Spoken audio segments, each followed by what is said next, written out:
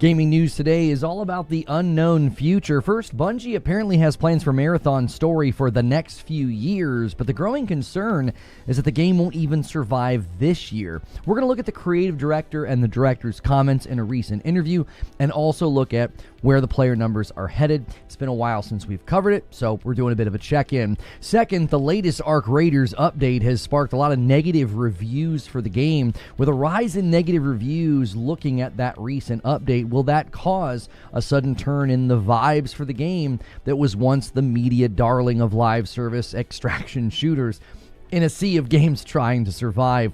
Third, PlayStation's primed to settle a lawsuit that might actually get you a refund in your PlayStation wallet, but don't get too excited. It doesn't look like it's going to amount to very much. Now, excuse me, if you're watching this later, remember to hit that like button, remember to hit subscribe, do all of the things. We greatly appreciate you guys supporting the content, and this is a fan-funded channel, so if you listen to this show regularly, consider supporting directly with the membership. It's $5 a month, but it does get you into my members-only Discord, as well as a badge and emotes, and that is how I'm able to do this full time. So let's jump into the first story.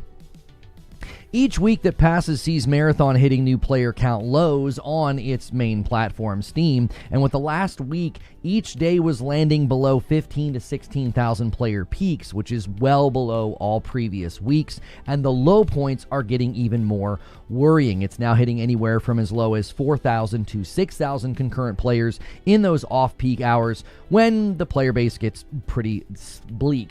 Now, this will continue to undoubtedly hurt matchmaking, which I think is just furthering the damage of player retention. Matchmaking starts to take a long time or gets frustrating, and then people continue to stop playing, which exacerbates the problem. Now, some reports and YouTubers are even saying that average playtime is also slipping. So the people that are continuing to play are now playing like less than an hour on average at a time. Recent efforts from Bungie to attract new players also feels a little bit too little and rather very quickly too late. According to a recent interview, however, I am sorry about having to clear my throat so much.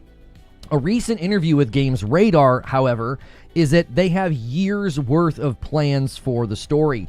Creative director Julia Nardin said the following: "We know where we want to take the story over the next few years, but I don't want to say it's completely locked in because it's important to us that our players be able to help shape it." Now, this continues a trend where there's clear communication about there's a willingness to evolve and shape the game over time rather than just push their own vision.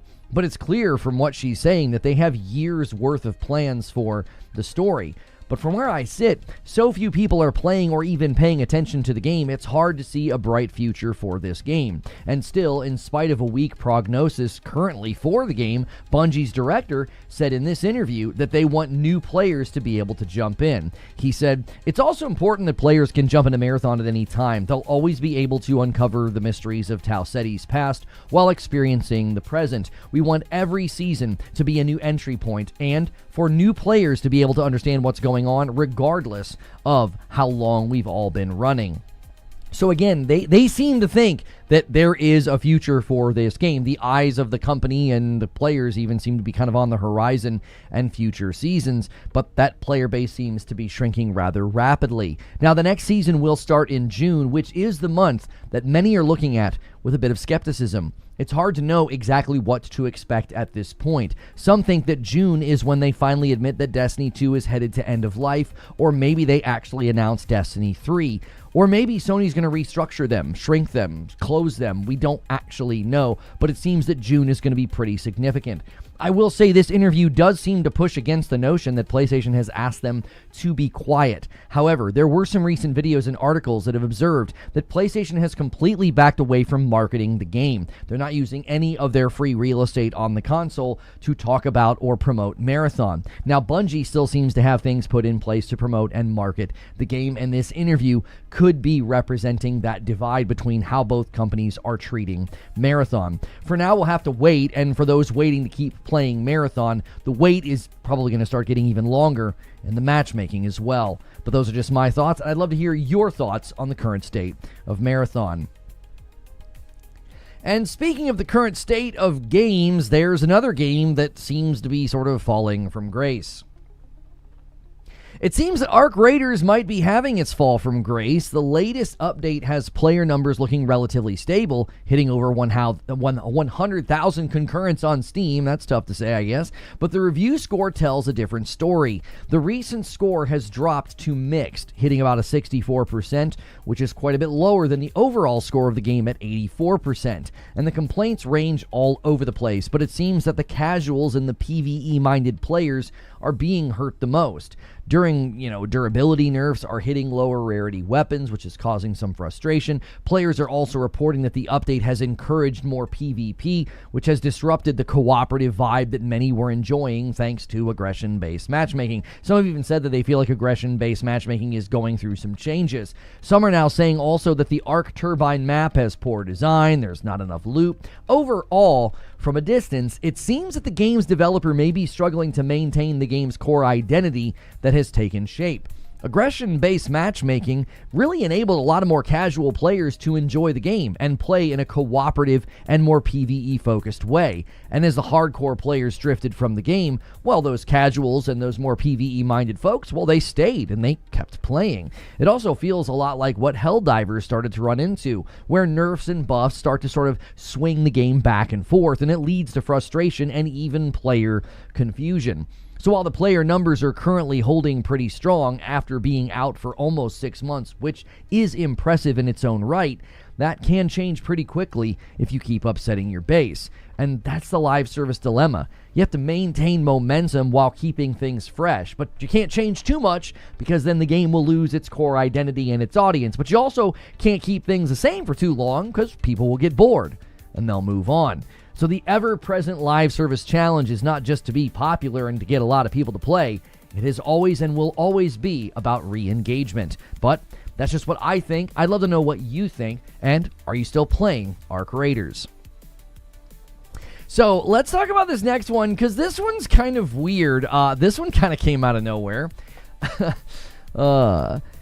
You could actually get free money from PlayStation, but don't get too excited. It's likely not going to be more than a couple of dollars. Sony is settling a class action lawsuit from 2023 that accused them of monopolizing the market by restricting third-party games on their platform. They are set to pay $7.8 million to all of the customers in the U.S. who purchased specific games between April of 2019 and December of 2023. The full list of games is about 100 games in total, and if you qualify, you'll get $1 to $3 per game. So even if you bought, 4 or 5 of the affected games, you're only going to get about $5 to maybe $15. Now, it's unclear why the window of time ends in December of 2023. What did PlayStation change going into 2024 that those games are not affected by this lawsuit? For now, you just might be entitled to some money for your PlayStation wallet. It's just not going to be very much. So, if you like that quick update, let me know in the comments below, and thanks so much for watching.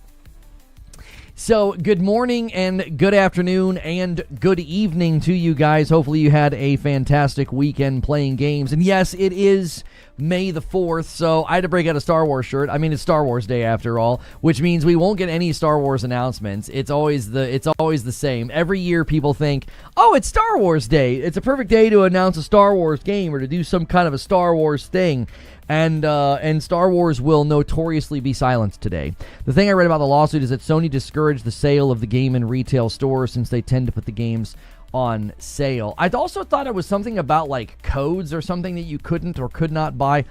I don't know. I don't know what they did after 2023 that like it doesn't apply. Like if the games purchased after that point in time, you cannot get any kind of a reimbursement from the settlement. So the settlement hasn't gone through yet, but if you're one of the affected consumers, like I said, you can get like $1 to $3 per game. So, and I need to thank somebody. Starting off the week, Han shot first, and so did you. Mr. Joker Quinn starts the week with the first single gifted. You guys went absolutely insane last week. Listen, if you missed the Saturday night stream with Madam, it was probably the most I've ever laughed doing a Saturday night stream with her.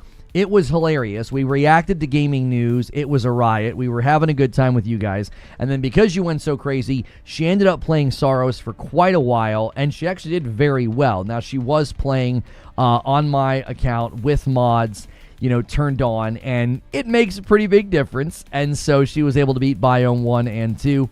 So be sure to check that out in case you missed it. And I have rolled credits on the game twice now, actually 3 times. I got the secret ending, and I'm continuing to go back and get like sound files and stuff. So hopefully you guys enjoy Saturday night. You lost your stream streak. How? Ashton with 56 months says, praise the sun is forever. Welcome back in, Ashton. Thank you for 56 months and a member plus. Yeah, Steam controllers are on sale today. That is true. Y'all were pure gold. I appreciate that. Hopefully you guys really enjoy that. Hopefully you guys can consistently unlock that Saturday stream, because it was such a good time. It's like, man, we can really, I think we can really make that a staple on the channel with that weekly goal. So always check your resubs, always check your primes. Those add to the total as well. There's only 2 endings, but my second time I rolled credits, I didn't understand what they wanted me to do, so I just played through it totally normally, and I missed the extra ending. You have to do something different at the conclusion of the boss fight, and I just didn't get the memo. I was just like, it was a Saturday, I was a little distracted, my kids kept wanting to tell me how they were doing in Fortnite, so I messed that up. So I went back in yesterday and did the special thing you're supposed to do. I'm not trying to spoil it. And then I got that extra ending. And yes, as I said, all of the nonsense on Twitter and all the people saying things about it, they're lying. They're completely misrepresenting the game and the story. They're all going to grift and make a bunch of money lying, just like they did with Yote. It's getting a little tiring, honestly.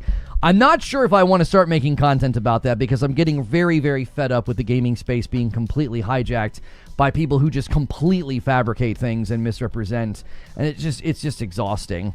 I honestly could see more of you and Madam playing. You two have great on-screen chemistry. Also, you're able to instruct her how to play the game, and she responds so quickly. It's amazing. Until the times where she doesn't, yes. And I'm like, no, don't do it, and she does it. That was actually pretty funny. That ended up being one of the funniest parts of the night. I was like, don't do the thing, and she did. Lying about a PlayStation exclusive? Never seen that before. Your t-shirts rock. Thank you. Make sure as you guys come in, you're hitting the like button. Welcome in. It is Monday. It is May the 4th, so it is Star Wars Day. So happy Star Wars Day to you. Again, I don't anticipate us getting any kind of a Star Wars announcement, but I did see GTA 6 billboards are cropping up. So it seems that marketing is getting ready. I still think she's effing with you sometimes. Oh, she certainly does. She certainly does. Like that's part of what she enjoys about doing streams like that, as well as just playing games in general, is that she's always enjoyed having a little bit of a gag here and there to mess with me. You started Pragmata this weekend. It's so good. I hope you enjoyed as much as I did. It's one of my favorite games in a while. It was just so enjoyable. I honestly, I already read that. Thank you, Sean Torius. When's Star Wars XCOM game dropping? I actually don't know. There's a Star Wars XCOM game. I forget the name of that one. I don't feel like, have we seen that one in a while? Marketing will start May 26th, maybe, when GTA 6 was supposed to release. I actually think we're going to get the trailer tomorrow. I think they're going to drop trailer 3 tomorrow. You're addicted to Mouse PI. It's fun, isn't it? I'm going to have to go back to it eventually. I'm going to have a really hard time putting down Saros.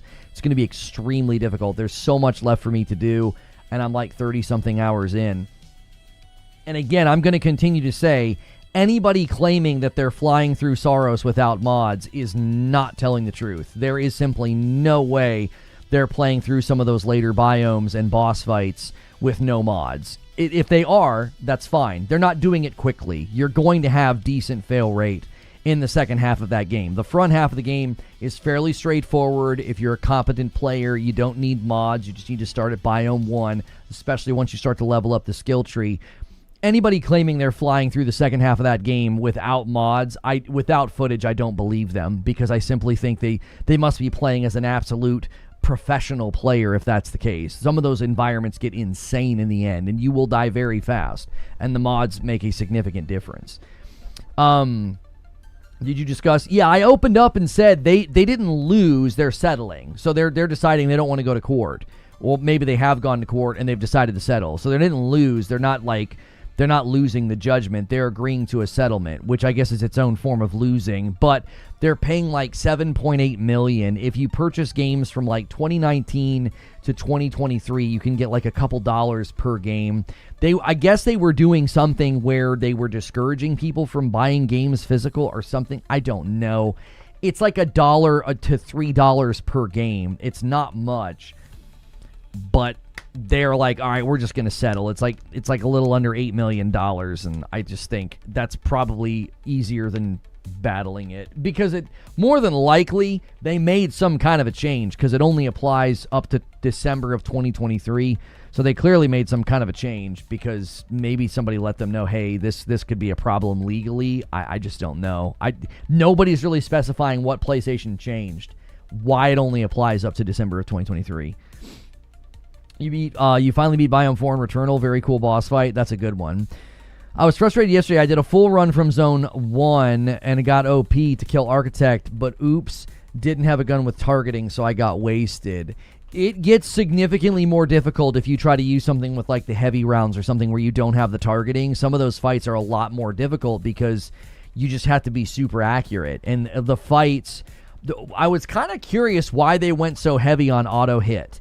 But when you're in the fights and there's that many, projectiles and things to react to, I get why they did it. So I was stuck in the Architect fight for hours, finally beat it. Such an awesome game so far. I'm very intrigued. Yes, anybody being honest about the late stage of that game, you'll notice the people that said the game was super easy, they're not talking about any of the late stage fights. They're not talking about any of the late stage bosses. They're not putting up any footage, because the game is difficult. It's definitely more approachable. It's definitely got a better on-ramp. Like, less experienced players are certainly able to get their footing a lot earlier in biomes 1 through 3. But from that point on, it really starts to kick you. Like, it does not hold back. And that's why you'll notice people that are like, oh, this game's so easy, I'm not even using mods, and I'm just flying through the game. They don't provide any footage. They'll never prove it. They'll never show, like, here's me fighting my first try Architect, no mods. It's like, yeah, we're not getting any of that, because I think people are vastly misrepresenting their experience in the game. Just like the people lying about the story are doing that. I love the heavy round rifle. It is one of my favorite guns. It is. Oh, you had a shotgun for Architect. Oh, gosh. Yeah, the shotgun's good in like a handful of instances. So, you cannot beat these bosses with shotguns except for maybe one.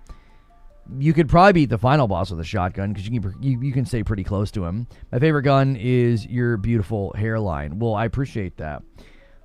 Halcyon, I need it. Yes, it doesn't drop enough.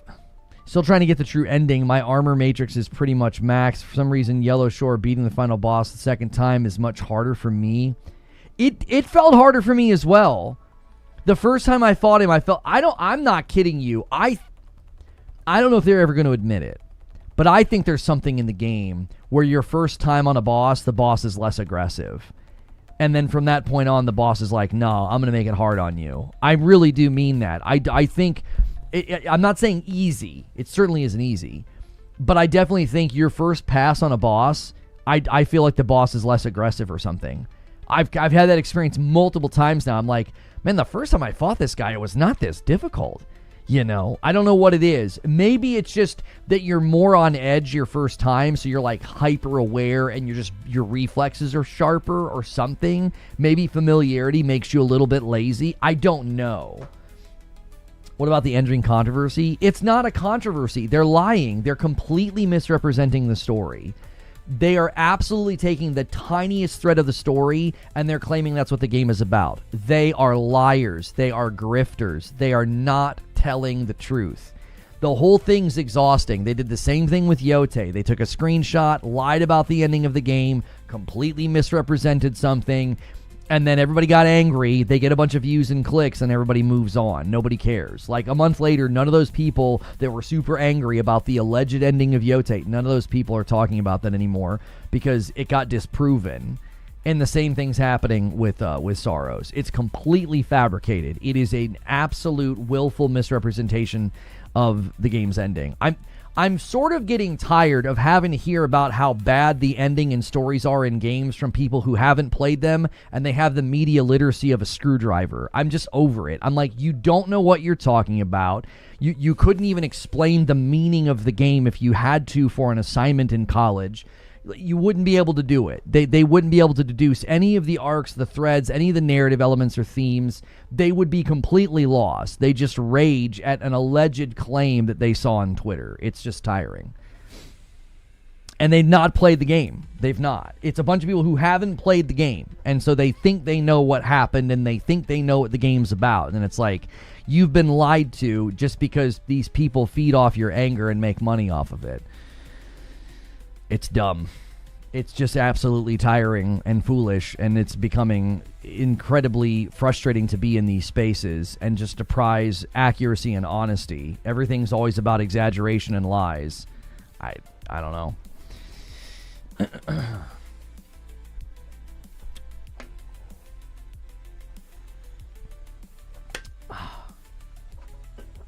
I had a weird bug where my projectiles would desync.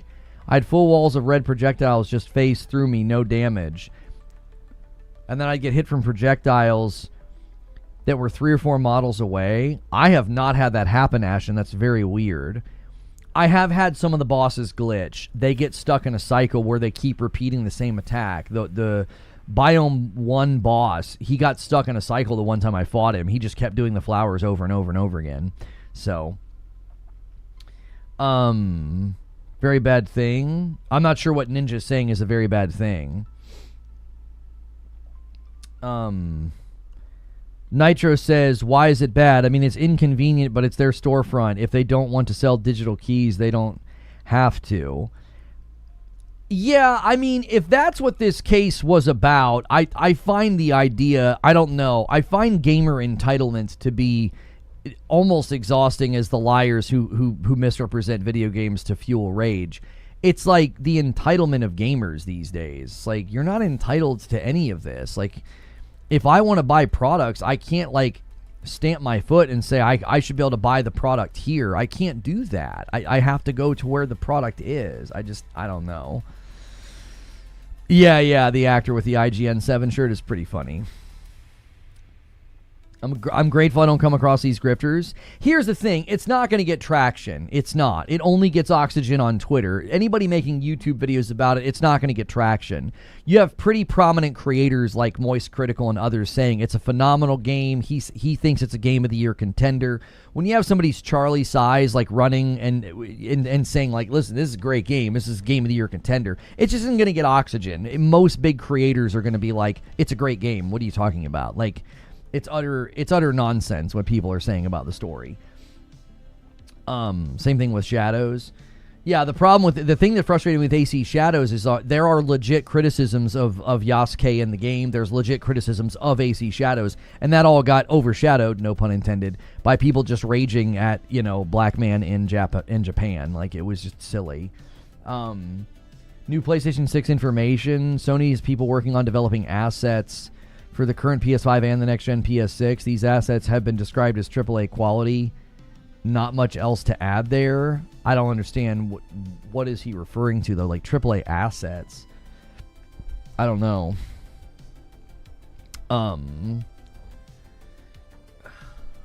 Cross even likes it.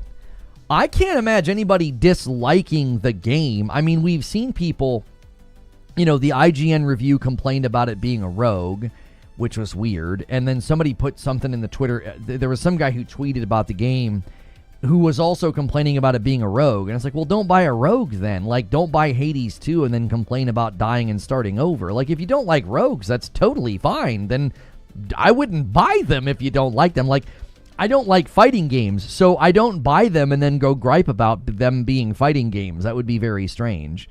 Yeah, I still think Yasuke should have had his own game. I think his combat could have been dope, and you could just put him in his own third-person, action-adventure game where he doesn't need to sneak or climb because he can't do either of those things. So, AAA games in development for PS6. I mean, if the PS6 dev kits are already in circulation, I feel like that'd be making headlines outside of a tweet. I don't know. I mean, it's Zubitech, and I'm fine with Zubitech on Twitter, but a lot of the times he'll pull stuff from places and you have no idea where it came from. Like, he doesn't really point to sources. So you're like, I don't know where this came from. I'd like to know what this is. Is this an article? Is it an interview? Like, what am I looking at?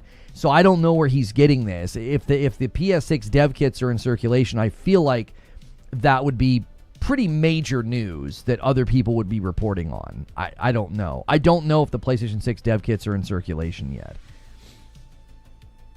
Do you agree that Returnal and Saros are masterpieces? Yes, I think Saros is equal to Returnal in being an absolute masterpiece. I don't think they make a misstep. There's only one thing they do that I'm not sure what they could do about it, but there's a little bit of too much out of frame damage in Saros.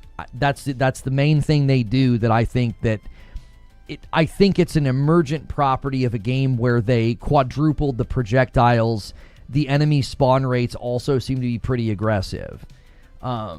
He's getting it from MP First. So MP First is claiming that PS6 info on cloud streaming, machine learning, and a new horror game in development. So they have info on the PlayStation 6 next-gen console. Yeah, I'm not clicking on that. Giant Bomb's Jeff Grubb gave Saros 3 out of 5 stars and brought the score down a little. I saw that. I am genuinely, like, I don't know why people keep using the 5-point scoring system knowing what Metacritic's going to do with it. Can you please just use a 10-point scoring system? Jeff Grubb wouldn't give it a 60. He wouldn't give it a 60. I guarantee you the 3 out of 5, what I saw, snippets of the review, he would be like, yeah, it's a 60%. I don't know. Can we just do a 10-point system, please? Like, I don't know. It's like, it's not a huge deal, but like everybody knows, listen, if you're going to apply to be a contributor to Metacritic, then why don't you adjust your scoring system? Metacritic doesn't go and grab your review without your permission. They don't. They don't. You have to apply to be a contributor to Metacritic. So you're applying to a 100-point scoring aggregate tool, and you're using a 5-star scoring system. So 3 out of 5 stars gets interpreted as a 60%. Like, why? Why are you doing that? Why apply to be a contributor to an aggregate that's going to misrepresent the score you're giving? I don't understand it. I will never understand it. It makes no sense at all to me. Yo, what's good, feed? Like, you know what I mean? I'm not going to seethe and mauled over Metacritic, but it's like, you apply to be a Metacritic contributor.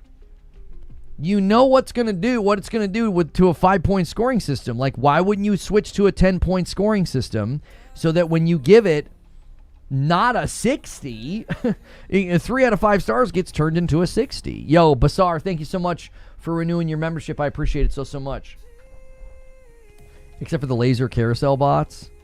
Yeah, I still can't figure out what the strat is with them. I go up on their level and they'll still do the laser, and they're just so dadgum fast.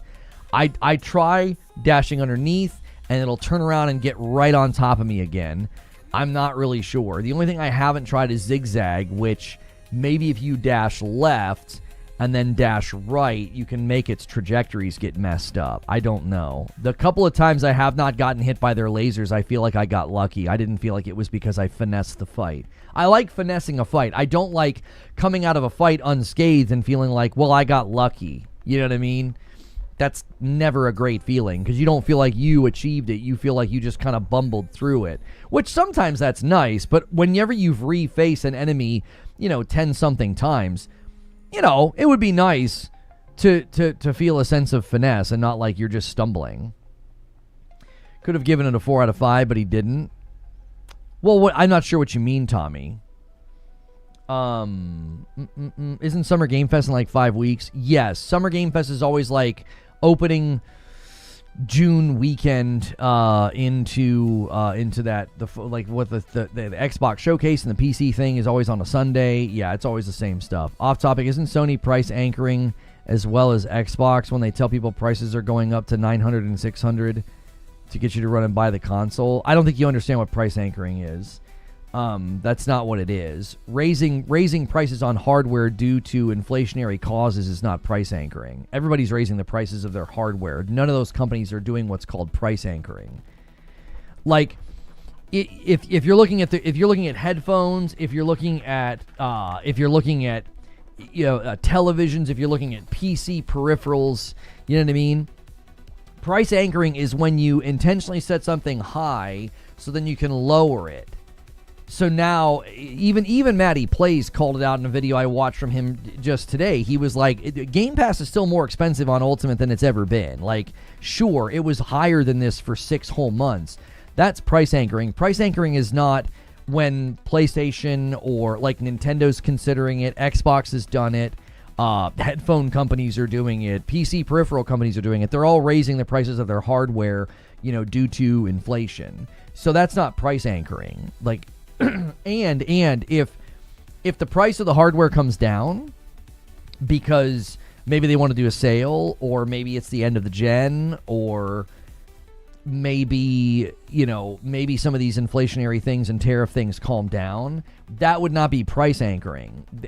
They're not intentionally raising the price so they can lower it later to make you kind of celebrate it. And that's largely what it looked like they did with Game Pass. It was like they knew...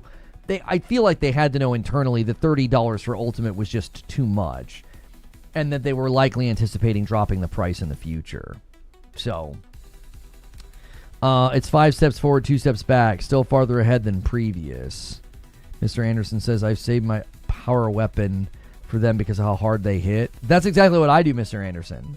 I just unload every power weapon shot I have on them and kill them as fast as I possibly can. I'll use my dadgum overdrive on those laser guys.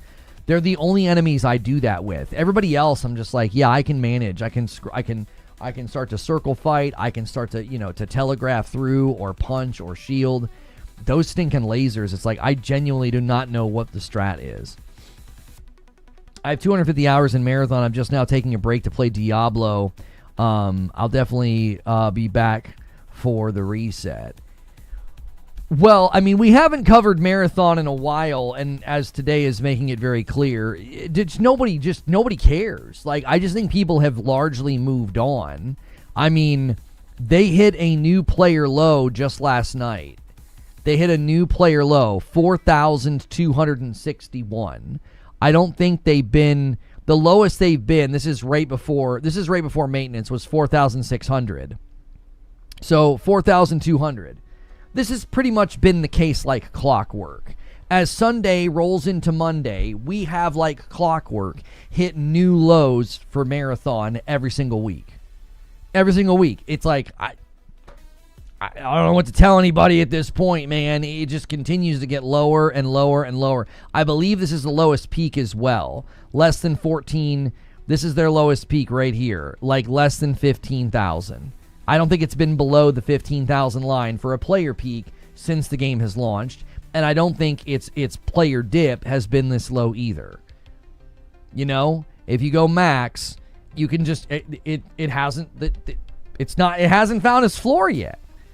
It hasn't found its floor. A live service game needs to find its floor. This game has not found its floor. Why do you say last night? Today. It's today. I don't know. If you're going to get pedantic about what I just said, I'm not interested in having that conversation, brother. You know what I'm saying. Last night into today, you know exactly what I'm trying to communicate. I'm not in the mood for that. Please. Like, you can clearly see what I'm trying to communicate. That if you go over the past week, this is the new record low, right? This is the new record low. This is last night into today. And this is the new record low, and this is the new record low peak. So this is the lowest peak they've ever had. This is the lowest dip they've ever had. I don't know why they're talking about we have story for the next few years. I'm like, you're not going to have players in the next few months.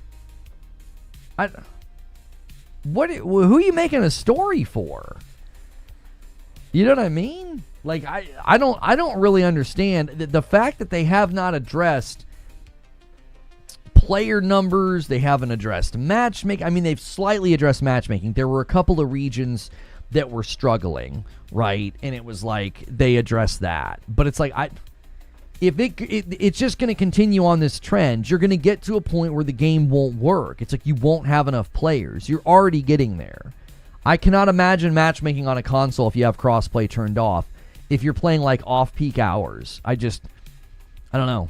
I feel like every couple of weeks I've decided to talk about this, and there's nothing new to say other than I am baffled. I am just baffled how they haven't spoken to the player numbers like at all. Stories for campaign. Oh wait, there isn't a campaign. Gotta add duos in season 2. There'll only be 2 people left playing. Meanwhile, Cyberpunk has 40,000 active players on Steam, 6-year-old single-player game. Has anyone in Phoenix?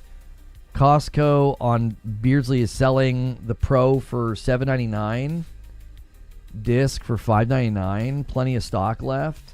Oh, really? I've had people randomly come in and say they found PS5 Pros in random places, like at the old price. People were finding them in Walmart at the old price. People were finding them in Costco at the old price. I think some of those places just have not updated. You're catching the retailer.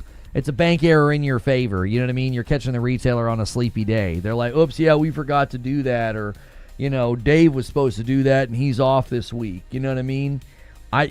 The hope would be that none of the systems are automated, so you don't get up to the checkout and it's like, oh no, the price it's mislabeled or whatever. PvP guys notoriously love story and 3-year-long story plans. Well, I didn't even get into that analysis, Echo Doctrine. I didn't even get into that analysis. It was like, this was like when Concord came out and they're like, we're going to do a weekly story cinematic. And I'm like, why? Like, you made a 5v5 hero shooter and you think the audience you're going to attract is like, I tell you what I want story every week. Like, I don't know, man. At this point, I am shocked they haven't said anything. Again, I think it's like a version of the Stepford Wives.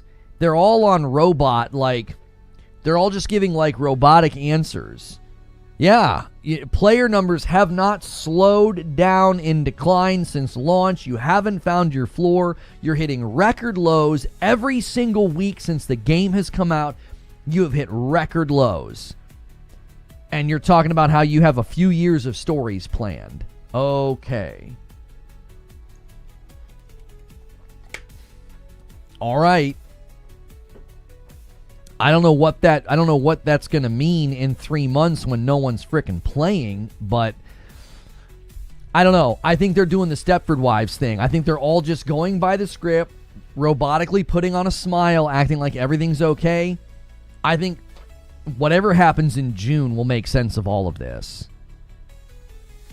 Whatever happens in June is going to make sense of all of this, because it's like, I think they're going to come out and literally say, here's all of our plans. Marathon's going to be on a ramp down. I can't see them justifying bandwidth or money in this absolute loser of a game. Not loser like an insult. It's a loser. It's a money loser. You cannot justify putting more into this. It's not working. It is a failed experiment. Admit it and move on. So to me, it's like, I think June, they're going to have to, at some level, at some point, you've got to talk about the fact that this game has to be put on like an end of life. It has to be. There's not a company out there that would justify continuing to spend money on this thing. So I think that's potentially going to happen in June. I think they're going to have to speak to whatever the heck they're doing with Destiny 2. Are you going to do the same thing with Destiny 2? You're basically going to say, listen, we have got to move on from both of these projects. The future for Bungie is Destiny 3. Some amalgamation of that. If that's not uttered in June, I don't know what the heck they're going to say. If that's not uttered in June, then I guess, what are you just shutting down? Is the studio just going to be vacant? Is everybody walking? I just don't know. Kino Mansky submits a question here. What do you think on the Square Enix said about Sony letting it die? seems pretty showing that they aren't pushing on the PlayStation Store and Marathon. Yeah, I mentioned that in the show open. Let me clear the question queue because it puts you at like number 5 or whatever. I mentioned that in the show open. People are starting to observe that there's like no push from PlayStation at all.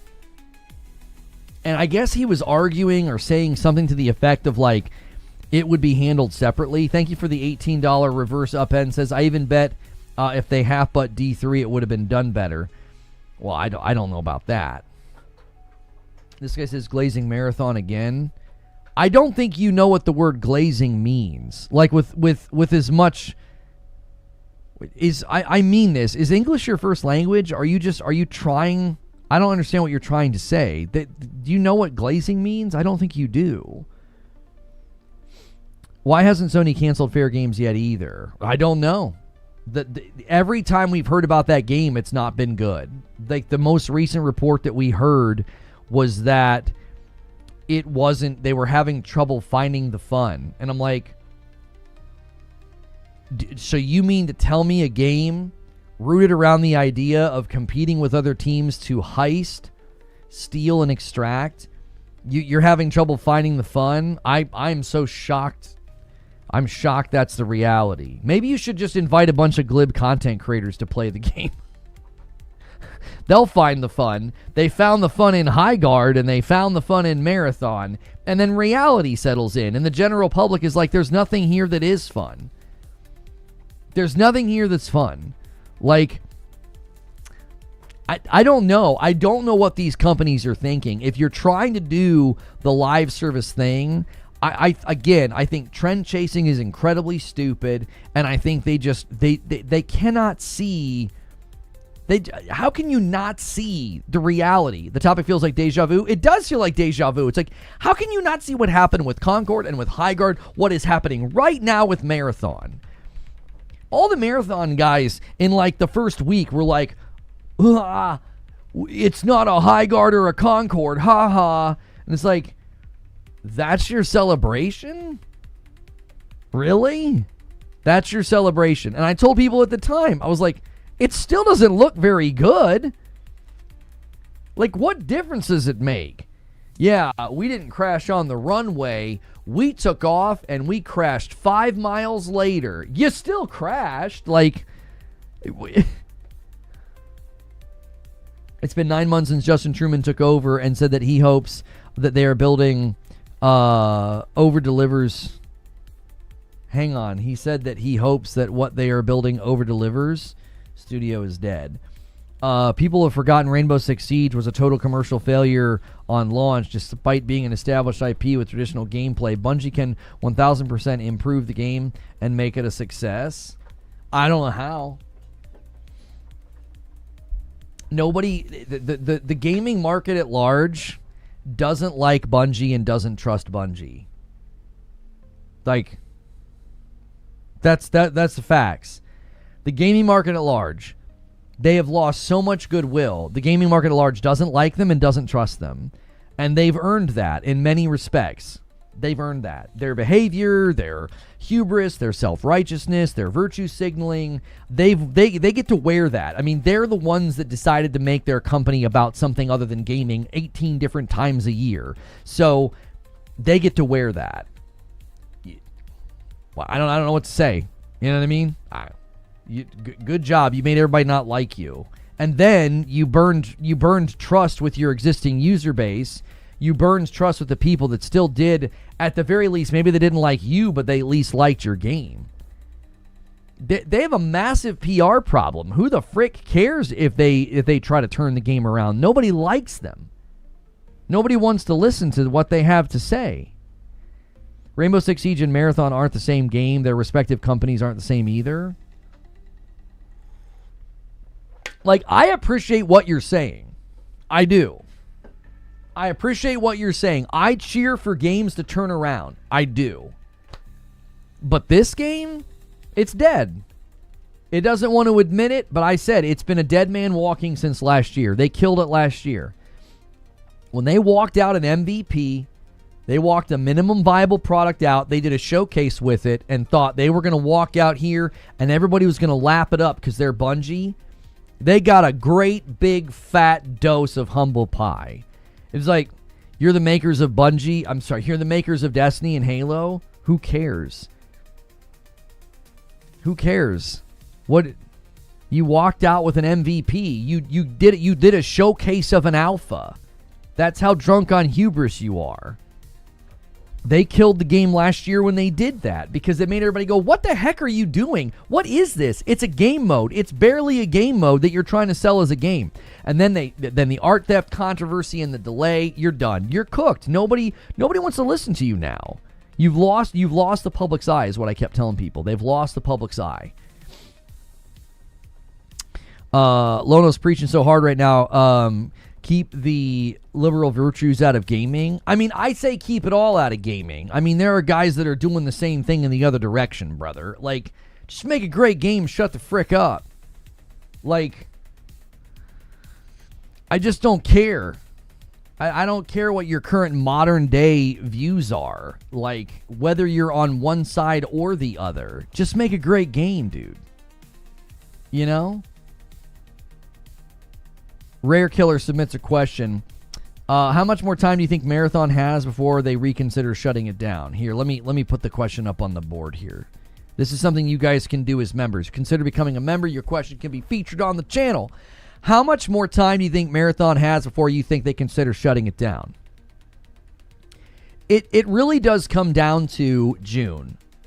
Whatever happens in June, all roads lead to June. We don't know what Bungie's going to say. I don't know if they're going to walk out and admit what we've all known since beginning. Well, what most of us have known since the beginning, that Marathon's a non-starter. It's not going to get enough players. It's not going to retain enough players to survive as a live service game. This is what I've said from the beginning.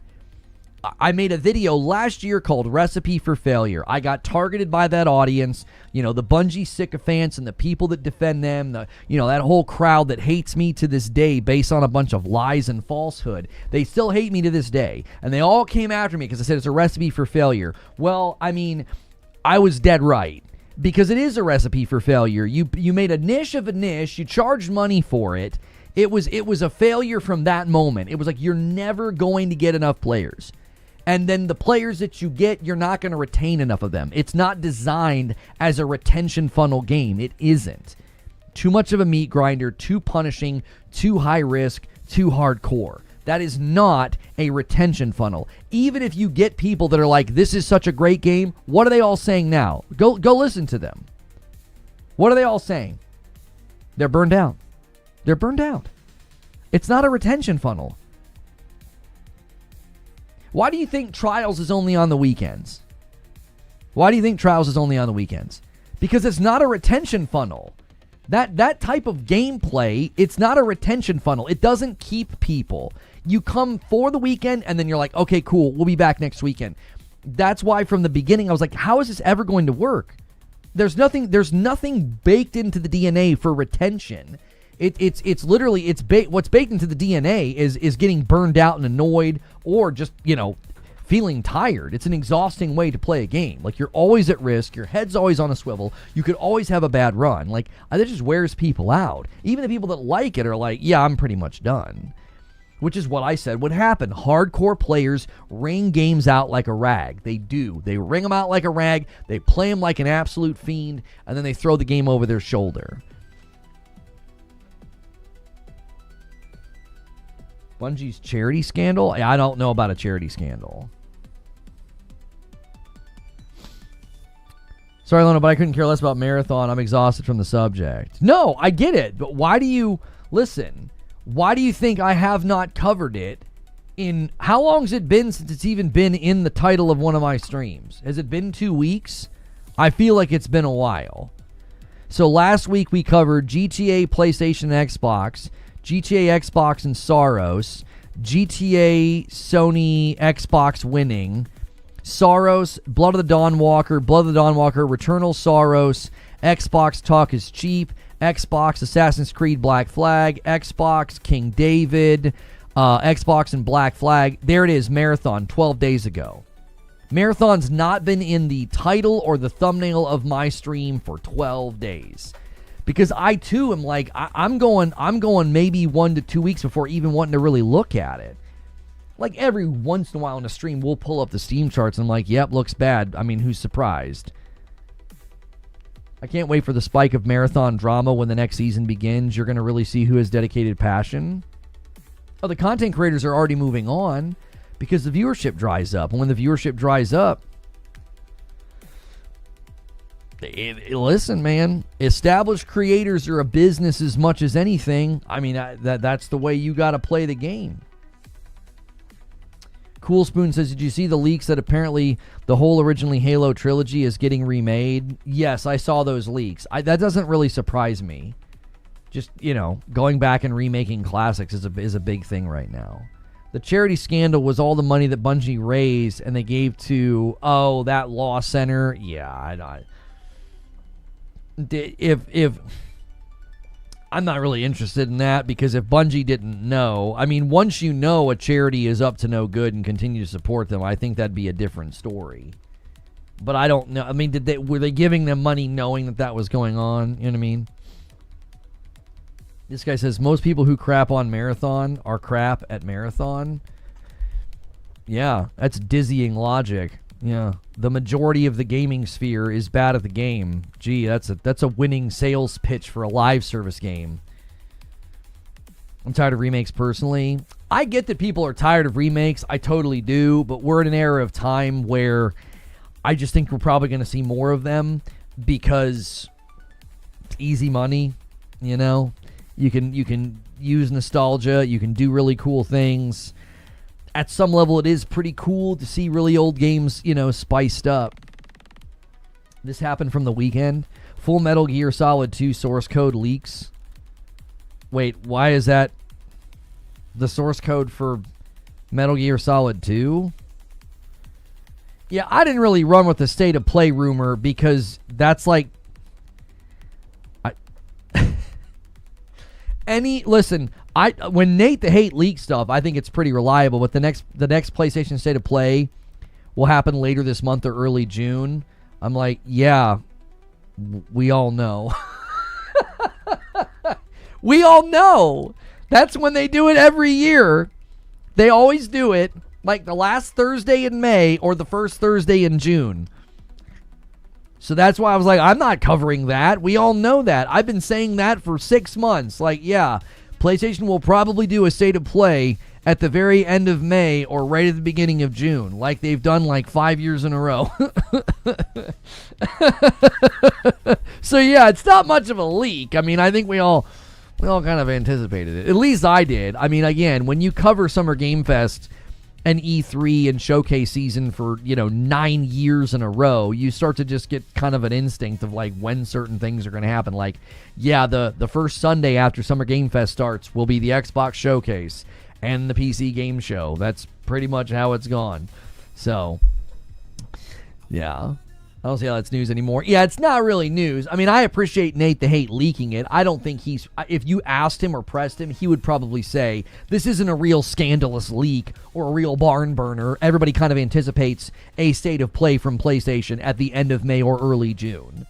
That's just the common thing. I literally schedule my dadgum vacation around it. I know that I can go somewhere mid-May, and then I get to come back, and all of my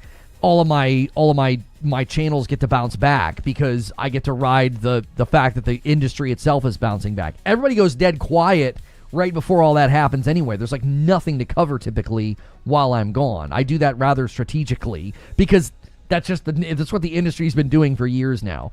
Mid-May, everybody starts to go quiet because they're all saving their announcements for showcase season. So... but Sony has a State of Play in June. It's been sometimes it's the very, very last Thursday in May, and sometimes it's the very, very first Thursday in June. Typically, that's how they do it. So, hang on, I gotta show this. There we go.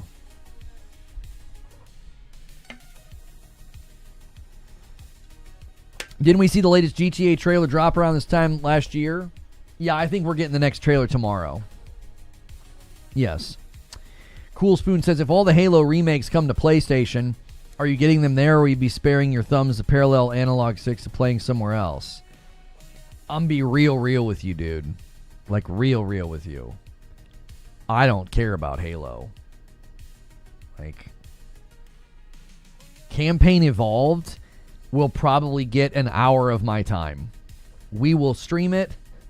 We will look how pretty it is and how faithful it is, and then that'll be the end of it for me. I'm sorry, but it doesn't speak to me at all. It's just boring. And Halo fans are like, I can't believe you're saying this. I think a lot of people are going to be saying that. I just think a lot of us are going to go, yeah, I'm just not interested. It's just not for me. The original game and the way combat flows and stuff, it's just, nah, I'm good. I'm good. I'll check it out. Maybe I'm in for a shock and it hooks me. I highly doubt it. I just highly doubt it.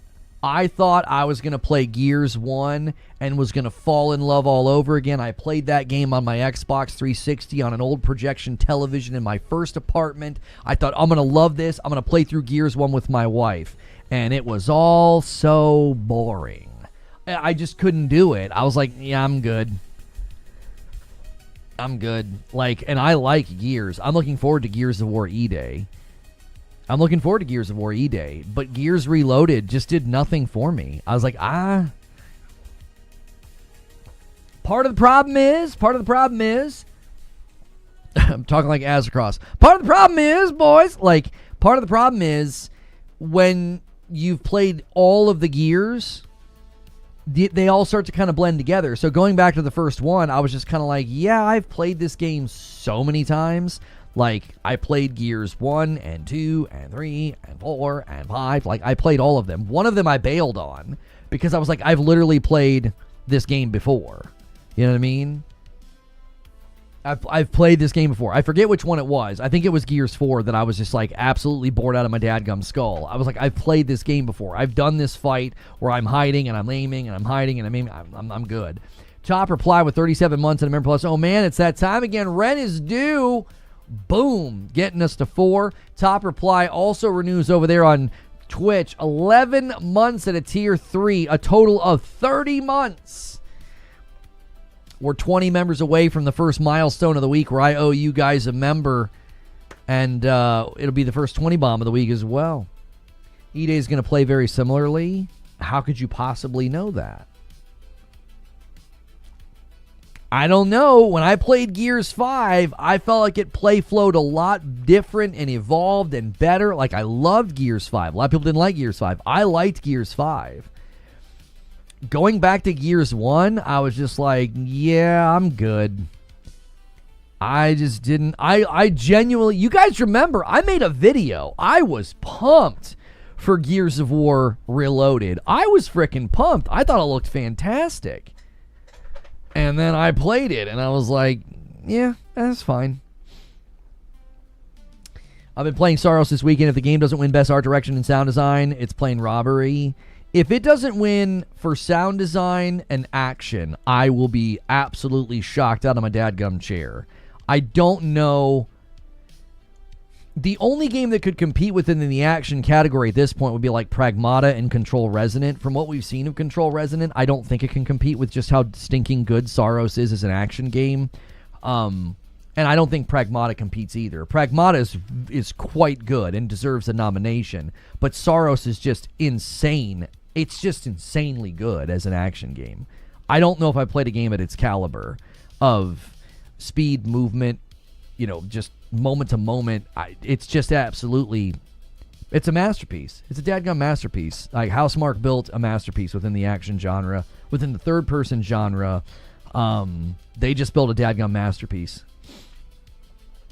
Just going to adore Dustblood's coming later this year. Dustblood, come on. You can't think that Dustblood's, come on now. FromSoft can cook, but I feel like that game's going to be a disaster. I'll say it. I feel like that game's going to be a disaster. I don't know how they convinced them to do a dadgum Switch 2 exclusive with a FromSoft game that also has PvP in it. Like, all right. Feels like a fever dream. It's like, how did this happen? How? You think Control will slip into early next year? I don't know. They've been promoting it a lot as coming this year. That'd be very weird. All the marketing. In like the last week, they've done a bunch of posts and interviews and stuff talking about the game coming out this year. Let them cook? Yeah, you're going to cook something.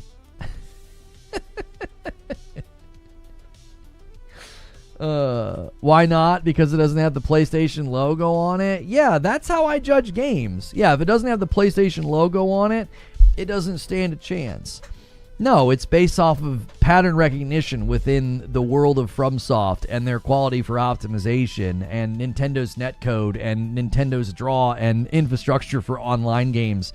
None of that's great, and Elden Ring looked terrible on the Switch 2, so... Yes, but your presumption's wonderful, Dustin. Congratulations. I keep hearing a rumor that Warhorse is making a big Lord of the Rings game. I feel like we've seen that recently. That was like in a headline recently, wasn't it? Control's getting a sequel.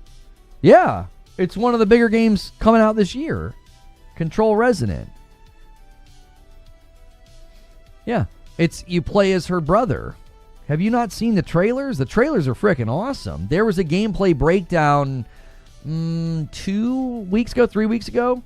You can like lash your gravity to different structures in Manhattan and stuff. It looks freaking sick.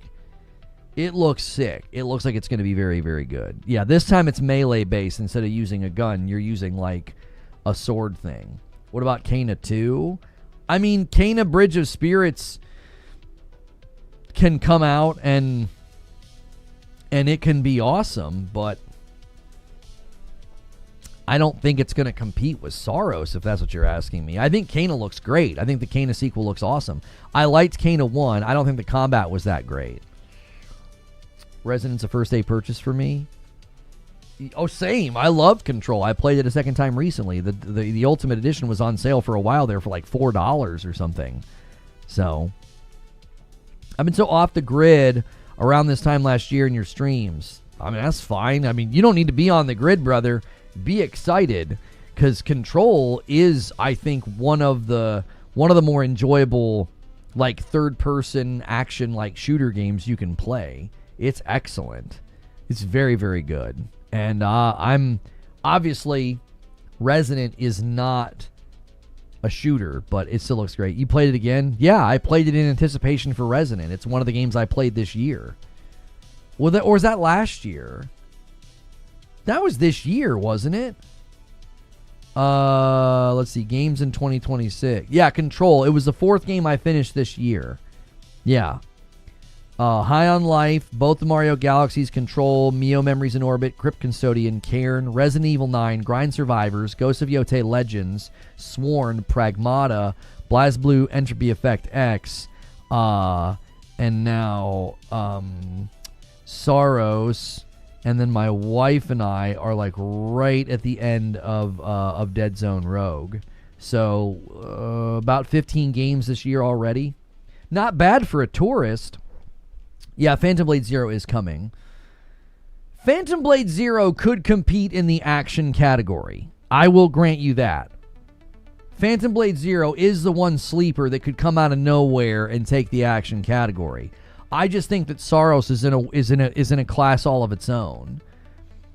It's just in a class all of its own. Like, I feel like reviewers are going to be totally in Saros' corner for action, and Phantom Blade Zero, for a lot of people, they're going to be like, yeah, we played a lot of games like this before. I think that's going to be... I'm not saying that's a bad thing. I'm saying that's going to work against Phantom Blade Zero. I think a lot of review outlets are going to be like, yeah, I've kind of played this game before. I've played games with, like, crazy, melee-based combat with fast parries and dodges. That's not a fair thing to do, but that's what a lot of the outlets are going to do. They did it with Lies of P. I'm not saying that's fair. I just bet you that happens. A bunch of the outlets are going to be like, yeah, Phantom Blade Zero felt very familiar. Yeah, Control Resonant put out new information about New Game Plus. That game is coming this year. I think they're waiting to announce the release date into the summer. I think they're trying to navigate a very full calendar, and nobody wants to land any later than October. You know what I mean? I doubt Saros will win much. Don't remember Returnal winning much. Returnal got overshadowed by the fact that a bunch of the journalists got stuck in Biome 3. As soon as Returnal fixed that, it won a bunch of stuff at the BAFTAs.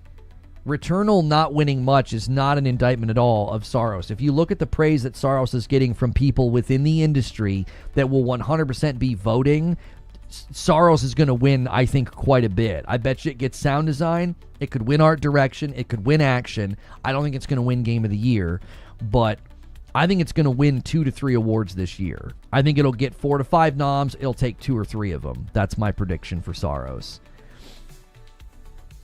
If they want to come out in the summer, they should announce a date soon. Sometimes announcing your date very, very close is actually really good for you. Think about how cluttered the calendar is right now. One of the best ways to get hype and excitement about your game is to be like, oh yeah, and you'll be able to play Control in 3 weeks. Like, that can sometimes fuel the pre-orders and the wish lists and the people getting excited about your game. So don't underestimate short windows within marketing. That can, I think, really, really help. The calendar is stupid full. It's just stuffed. May, we've got, and a 5-bomb comes in from Broken Earth, one of the very, very faithful gifters last week that helped us hit that goal, gets us to 10 on the week already, and then a single comes in from Joker Quinn. Joker Quinn was just waiting to ruin it. He was like, oh, a nice 10? No, now it's 11.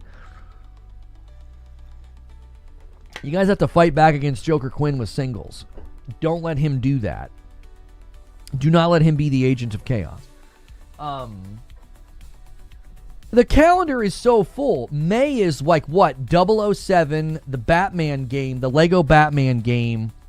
What else is out in May? I feel like there's 2 other games I'm forgetting. Release in October will be smart. If you release in October, you better make it real early October. Because you know, the biggest dilemma in October isn't just releasing, it's that there'll be tons of GTA 6 marketing in October. That can be very distracting for your game. Yeah, Forza's this year as well. Forza could win for sound design. That's a tough one to compete with. Dryad Sons with 23 months. Extremely excited for Forza Horizon 6 May 15th early access. Yeah, Forza could take a couple of those categories. That is true. Forza, those guys do good work over there. Let's see here. Oh, May 12th is the Directive 8020. That spooky choose your own adventure game. It's like a dark anthology game. That's next week. You guys are really going to want to unlock Saturday next week to make Madam and I play that. Those are always such fun streams. A member plus from my man Bronco Quest jumping in. Thank you so much. Subnautica 2, I guess, is also this month. Forza Horizon 6 is this month. And a single Chaos. What is this heresy? Thank you so much, Kilted Heathen, and gets us to 14 on the week. Yoshi and the Mysterious. Why do I not know this? Yoshi and the Mysterious Book is this month as well. King of Tokyo. My son has that board game. I didn't know King of Tokyo was becoming a video game. Then May 22nd is the Lego Batman game. Realm of Ink. You guys should really wish list. And a single comes in from Broken Earth. If you guys like Hades or Hades 2, you need to wish list Realm of Ink. This game is coming to old gen and current gen. It's been in early access for a while. This is a fantastic game. You need to. What the heck is going on over here with this symbol? What? Why did it do that? Yeah, what is that? Is that from? It must be from releases. I don't know why it's doing that. It won't go away. I don't know what that is. I don't know what my browser is doing. Realm of Ink is awesome. Hades fans, definitely snag this one.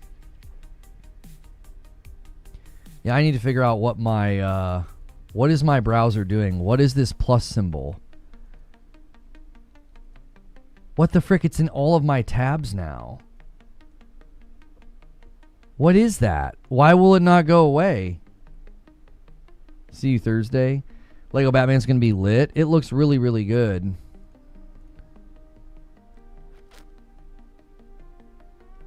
Okay.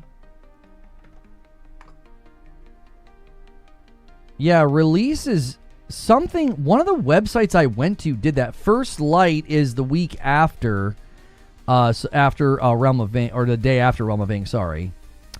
There you go. Let me close all of that. I don't know what put that there. Let me show you Realm of Ink. Here you go.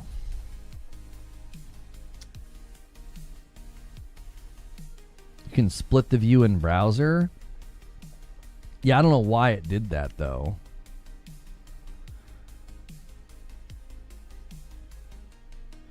Yeah, the frame rate in this trailer, too, doesn't seem right. I don't know what's going on with Chrome. I like Firefox, but then Firefox has been acting really weird on YouTube as well. It's the split viewer within Chrome was recently introduced. I love when they add features like that, and you know they're totally inconvenient and ruin things. It's like you just ruined all my crops. I got it to go away, though. I got it to go away. Sean Torrey has submitted a question. Do you think the movement tech for Control Resonant might help? Oh, might be up your alley like Saros and Returnal? I mean, I've played Control, so the movement tech in Control Resonant, I'm assuming, will be similar to Control, which I will like. I enjoyed the movement in Control quite a bit with respect to, like, you can jump, you can dash, you know, you can throw things. I think there were a lot of elements of Control that I liked quite a bit. So let me make sure. That could have just been that trailer. South of Midnight review. Why'd that guy give it 4 out of 10? I've not seen anybody score it that low. Yeah, it was just that trailer. My Saros footage looks fine. That there must have been an issue with that Realm of Ink trailer. Yeah, I liked Control quite a bit, so Control Resonance, one of my most anticipated games this year. Guys, if you're just tuning in, make sure and hit that like button. We're about an hour into the broadcast. Thank you so much for being here this morning. Help us to get to 200 likes. We are 10 members away from the first milestone of the week where I owe you guys a member. Every 25, I gift one back. And it is May the 4th, so happy Star Wars Day. A lot of people are pushing out stuff about 007 today. I don't know if there's some kind of an embargo drop on footage or screenshots or something. But, yeah. South of Midnight didn't sell well. Who cares if it didn't sell well? I mean, I don't know why anybody would give it a 4 out of 10. We're stoked to announce that Indie Game Joe is collaborating with Insider Gaming and will be helping us with our Insider Gaming showcase. Nice. Yeah, they're covering a lot of smaller studios and interviewing them and stuff for their Insider Gaming showcase. Yes, yes. Are you going to play 007? Yes, I am. I actually think 007 First Light looks better the more I've seen. I honestly think the first couple times we saw it, I was kind of like, I don't know. This looks a little rough, boys. This looks a little rough. Horizon Hunters just got a new tweet. I mean, unless they're saying they're canceling the game, I really don't care. I don't care.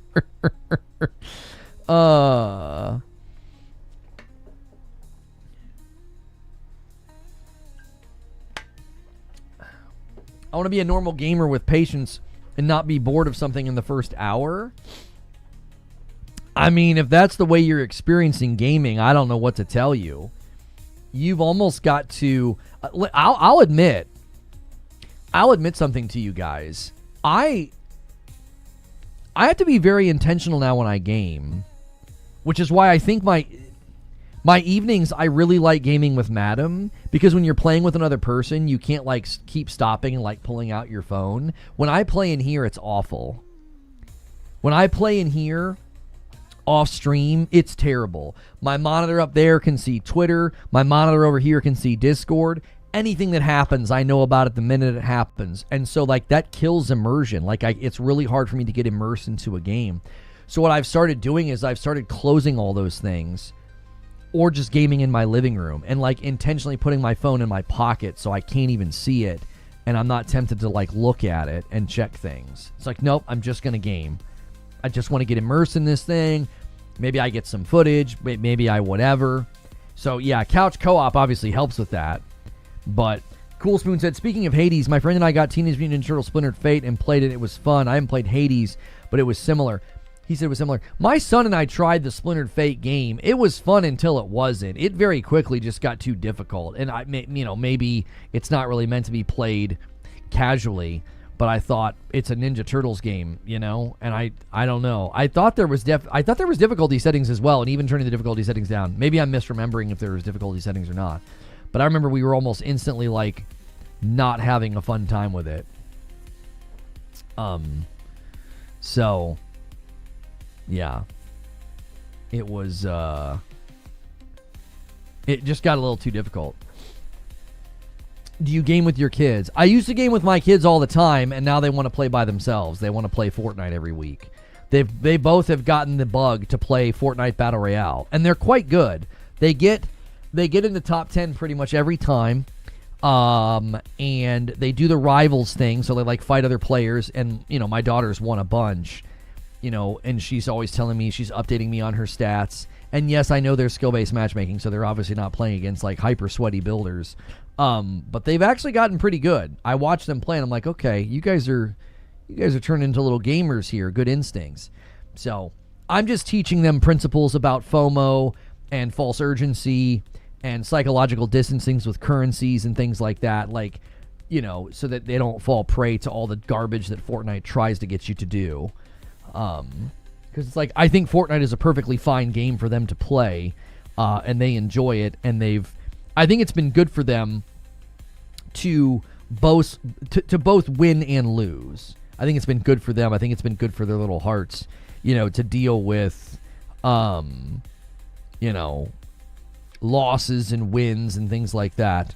But they, I have to really protect them against all the monetization slop that is in that game. That's just constantly trying to get them to spend money or buy a skin or whatever.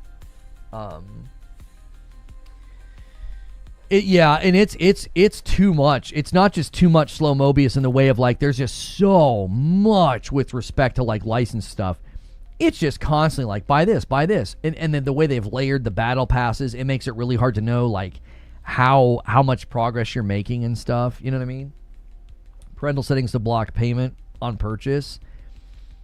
Oh, no. They don't do that. That's not a concern of mine. My kids in that department, thankfully, that's not been an issue, because they know that would be like immediate loss of privilege. They would just not be able to play. That to them is devastating, to not be able to play.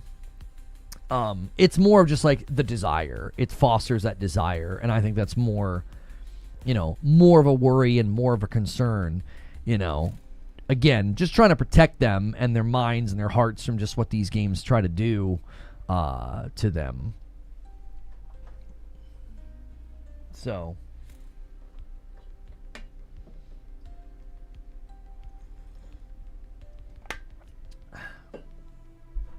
they can't do that in Belgium. Our laws prevent it. Yeah. Yo, it's good, Jack. Lono, it'd be great if you could get an exclusive Saros interview with Rahul. He likes you. Go for it. Yeah, I mean, we'll see. We'll see if we can't, we'll see if we can't work something out. We're consistently trying to get people on the show. We did have something, not with him. We had something scheduled this week that I think you guys really, really would have liked. It's probably going to happen next week, though, just dealing with schedules and things like that. So, if there are any creators out there that you guys can warm handshake for me and say, hey, Reforged likes having people on the show, I'd be totally open to that. If there's anybody you guys, if you're in circles or discords and things like that, feel free to drop those hints and nudges to those creators, because I would love to have more people on the show on a regular basis. Fortnite, can't do that. The UI is terrible. Health on enemies in Splinter Face ramps up quick. Ask Cross. I mean, come on. I would not ask him to come on the show. He would have to voluntarily, on his own, express that desire, and I don't think he's going to do that. That Destiny crowd they're a weird bunch, and they hate me to this day for ridiculous reasons, but they do. We will be covering Summer Game Fest. Yes, Byron. We are one of the official co-streams. So we will definitely be co-streaming Summer Game Fest. We'll be co-streaming any event that happens that week for the most part. We pretty much lock in and cover it. So it's usually a really, really a good time. Yeah, we can always cycle people back through. We had Mag on. That was fun. We had Erica on. That was fun. We had King David on. That was fun. We're trying to have Cognito on. We're trying to work that out with the schedule. So you got to have me on one day. Yeah, Cowboy, you got to come on and behave yourself, Mighty Keith. Mighty Keith won't respond to DMs because he probably doesn't see them. DMs are terrible on Twitter. They're terrible. Like, Mighty Keith is a mutual. And, like, I don't even think he sees them. Like, I've DM'd mutuals before and had to, like, reply to a tweet and been like, hey, I sent you a DM. And they're like, oh my gosh, I'm so sorry I didn't see this. So, like, he doesn't even see them. He doesn't even read them. And I don't think they even go to his inbox. Like, Twitter DMs are straight up broken. There's just too many bots on the platform. So you'll notice people doing that now. They'll at somebody and say, hey, DM, and then they'll go and check and be like, oh my gosh, I didn't realize you DM'd me. So you and Erica have to have the Saros convo. Yeah, we'll get to that. I love to come around the release of Black Flag Recent and chat. When is Black Flag is like, when is that? That's July, isn't it? Will you stream the Xbox Dev Direct? That is this Thursday, and yes, we will. Are they streaming that like on their YouTube channel? I know a guy personally, Lono, but I'll have to see if he'd be good to not swear and drop 800 N-bombs. Yeah, we're well aware of folks like that. It'd be nice to have someone actually funny on the show. Shut the frick up, Zubair.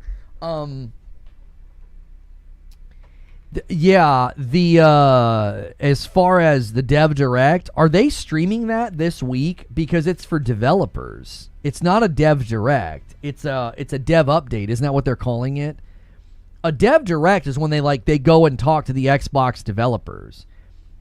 Question for you, Lono. Saros has Overdrive, which was not in Returnal. Returnal has a ton of unique consumables. Do you prefer one over the other? I mean, it honestly, this is what it feels like. It feels very, very adjacent to the way I feel about Ori and the Blind Forest and Ori and the Will of the Wisps. So Ori and the Blind Forest is very, very simplistic, but it's probably one of the best Metroidvanias I've ever played. From the art design, to the story, to the sound, to the platforming, to the controls, it's magnificent. Ori and the Will of the Wisps significantly expanded your abilities and your attacks and your moveset, and it's a phenomenal game. They obviously took a ton of inspiration from Hollow Knight. Like, if you play Hollow Knight before you play Will of the Wisps, you'll pick up on a bunch of things that they kind of borrowed from Hollow Knight, which I think they did it in a good way. I really feel like that's very much like what Returnal and Saros are like. I love how simplistic Returnal is. It's literally dodge or get hit, and it's find a good gun and shoot, right? And then you have your alt fire. That's pretty much it. Dodge, shoot, alt fire. That's it.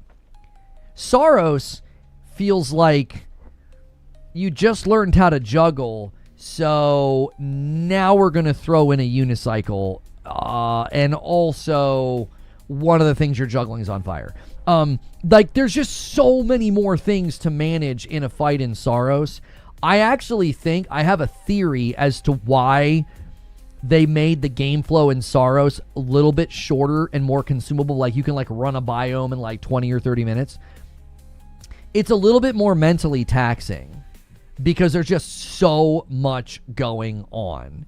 You have your power weapon. You have the shield mechanic, the punch mechanic, the dodge mechanic. You have overdrive. There's easily, I think in most rooms, there's twice as many enemies as there typically are in Returnal. There's probably about 10 times as many projectiles and potential attacks. The attacks themselves have different colors that don't just require you to either iframe or run away. Because in Returnal, it's like, you can't iframe through purple. Everything else can be iframed. But in Saros, it's like, okay, you can't iframe that. You can iframe that. You want to punch that. You want to absorb that. You want to parry that. It's just more mentally taxing. So, like, they've expanded what you can do significantly, but that makes it more of a drain. Like, by the time you're done with the play session of Saros, you're kind of like, whoof. Like, a lot of people compare it to Doom. Because when you're done with a good fight in, like, Doom Eternal or Doom 2016, you're a little tired. It's very, very intense, and the music's pounding, and, like, you know, if you're locked in, especially if you get into a flow state. So I can't pick which one I like more because I like them for how different they are.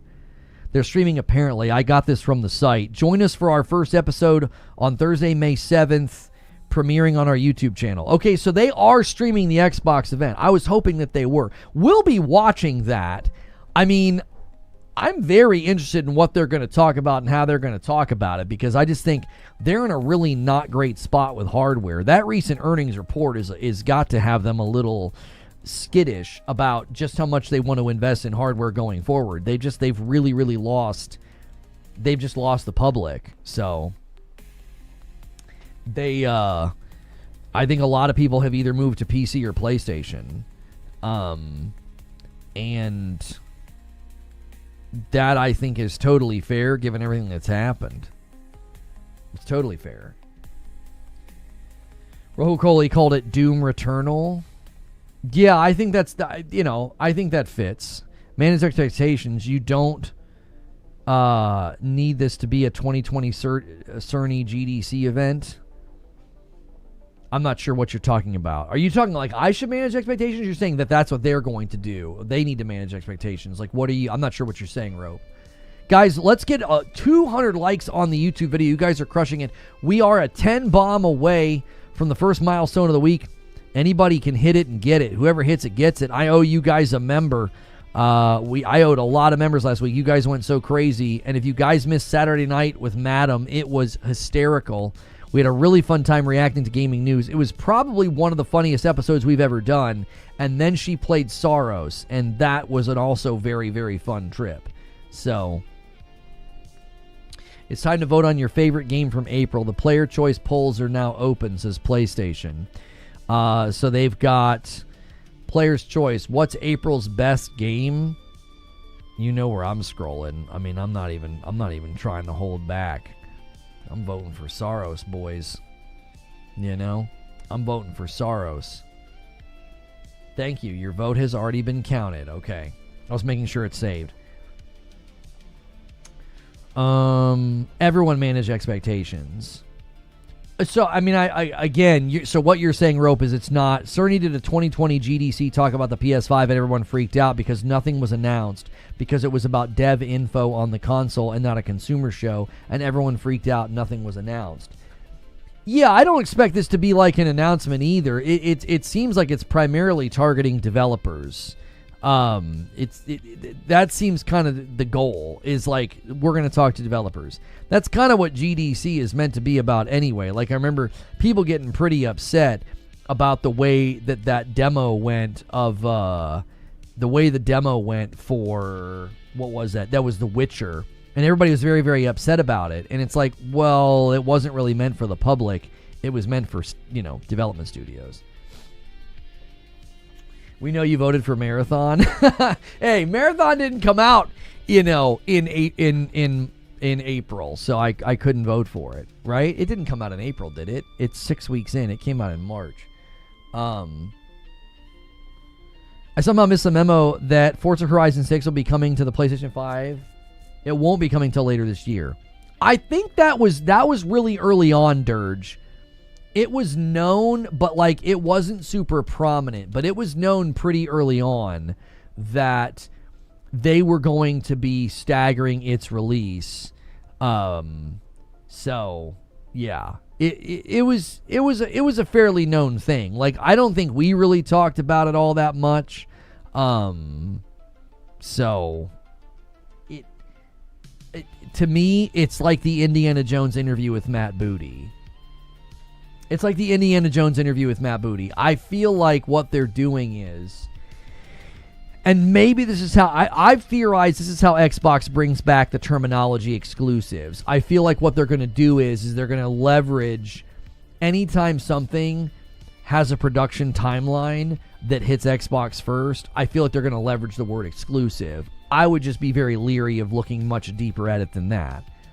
I saw a video just a second ago where they said like they wouldn't have used the word exclusive if they weren't going to bring them back. I don't know if I agree with that logic, because Xbox has proven they'll use words to get everybody's attention and get everybody excited when they're going to do the exact opposite of what they said. So they'll use the word exclusives, say we're going to reevaluate exclusives, and then do virtually nothing to change that as a strategy, other than be like, well, Forza was already going to come to Xbox first, and Gears E-Day was already going to come to Xbox first due to production timelines. Well, yeah, just call it an exclusive then. Just call it an exclusive. Do you see what I mean? Hold on, is there really a woke Soros controversy? I don't think it's going to get much oxygen, Fuzzy. It's only getting oxygen on Twitter. It's only getting oxygen on Twitter. I had a tweet about Soros, and it had like 7 replies, and I couldn't see them. And I was like, that's kind of weird. So I switched to a different account and went and looked. And it was 7 different accounts all posting the exact same thing. So it was so pathetic. It was obviously fake.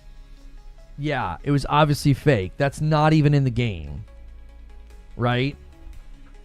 That's not even in the game. It's something that people are making up. Yeah, the screenshot is 100% fake and it's AI. It is not in the game. They've made it up. They totally fabricated it. It's like a tiny, teeny nugget of dialogue. And they're claiming that that's what the whole game is about. They are liars. I'm not holding back on this anymore. I'm not. These people did this with Yote. They flat out lie. And they use screenshots or fake screenshots to lie about games. And it's just ridiculous. It's like, it's got to be, like I said, I've kind of gotten exhausted with hearing about how bad a story is from people who haven't played it and they have the media literacy of like a screwdriver. It's like, you couldn't read To Kill a Mockingbird and tell me what it was about. Like, you're not going to sit here and tell me what this video game is about that you didn't even play. Too long didn't read on Arc Raiders. Well, the review score really, really took a dive on Steam. The most recent score is like a 64%. The consensus seems to be that the new map's not great. People are pretty upset about it. Apparently, the update is encouraging PvP that has upset people, which that's not surprising, right? When a good chunk of your player base is not interested in PvP, and they've made that very, very clear. It's also not surprising when your most loyal people still playing are probably the more casual players that are just enjoying the cooperative elements of the game. And then the nerfs are upsetting people as well. So, I think the Marathon fanboys are hitting the Arc Raiders score. No, that's not what's happening. The numbers on the reviews are too high. And that logic doesn't logic. Why would anybody be running from Marathon to just randomly downvote Arc Raiders after an update? Like, the update reviews are complaining about specific things within Arc Raiders. Like, I went and read a bunch of them. I don't think that's what it is at all. I've not seen any evidence that would compel me to think that, like, Marathon guys are going and doing it. I didn't see anything that made me think that these were, like, fake reviews or something. So, yeah, people were complaining about the weapons breaking down way too fast. They did this durability change, and, like the lower level guns and stuff are like breaking down faster. So like your more casual players are extremely frustrated. I watched footage of Marathon. It all feels unreal. Like, I can't remember what I was looking at. Like, it's a fever dream. Yeah, I mean, I think that if the game was really fun, you'd play it long enough, and then you would not care about the appearance of the game. But I don't think the game is fun for most players. I think most players bounced right off of the game.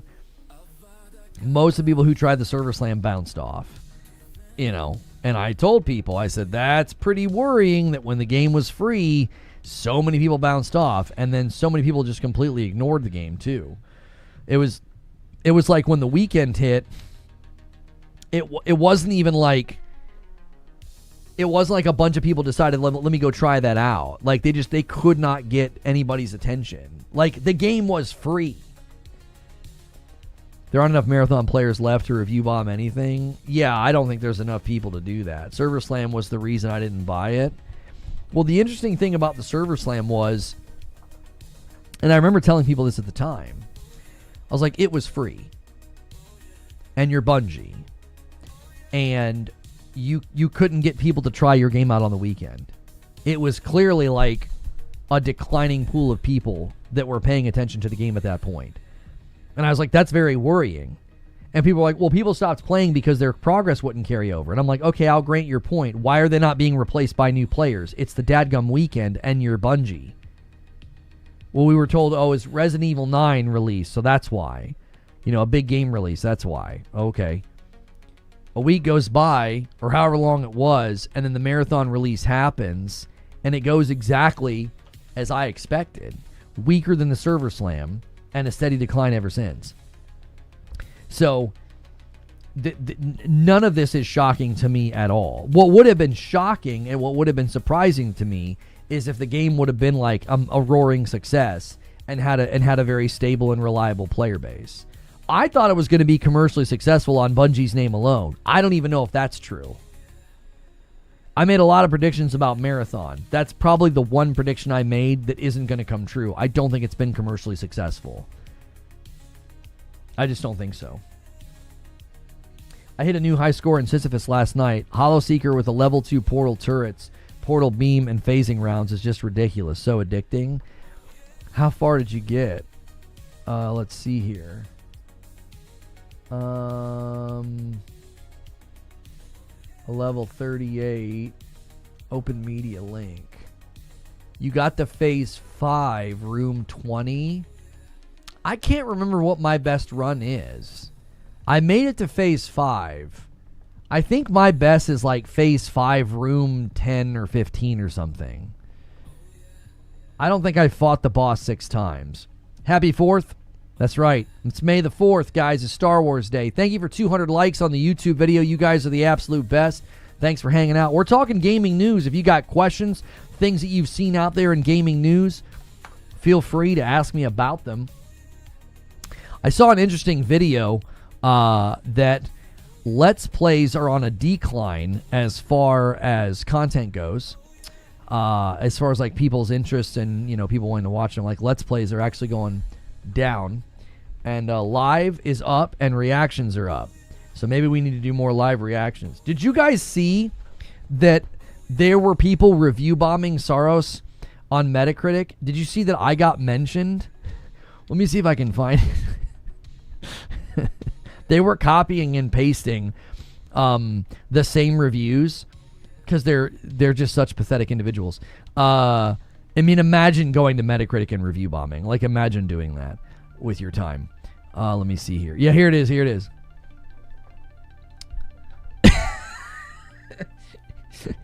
Worse than the first game with easier combat and bosses. Level design could be so much better. They all look very similar and boring, except for, like, the levels are all drastically different.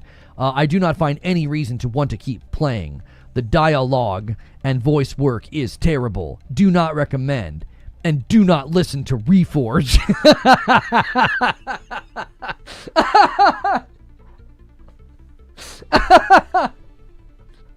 I want that on a t-shirt, dude. I want that on a t-shirt. Like, Rahul Kohli wore the IGN 7. That was stellar work, okay? I need this on a shirt.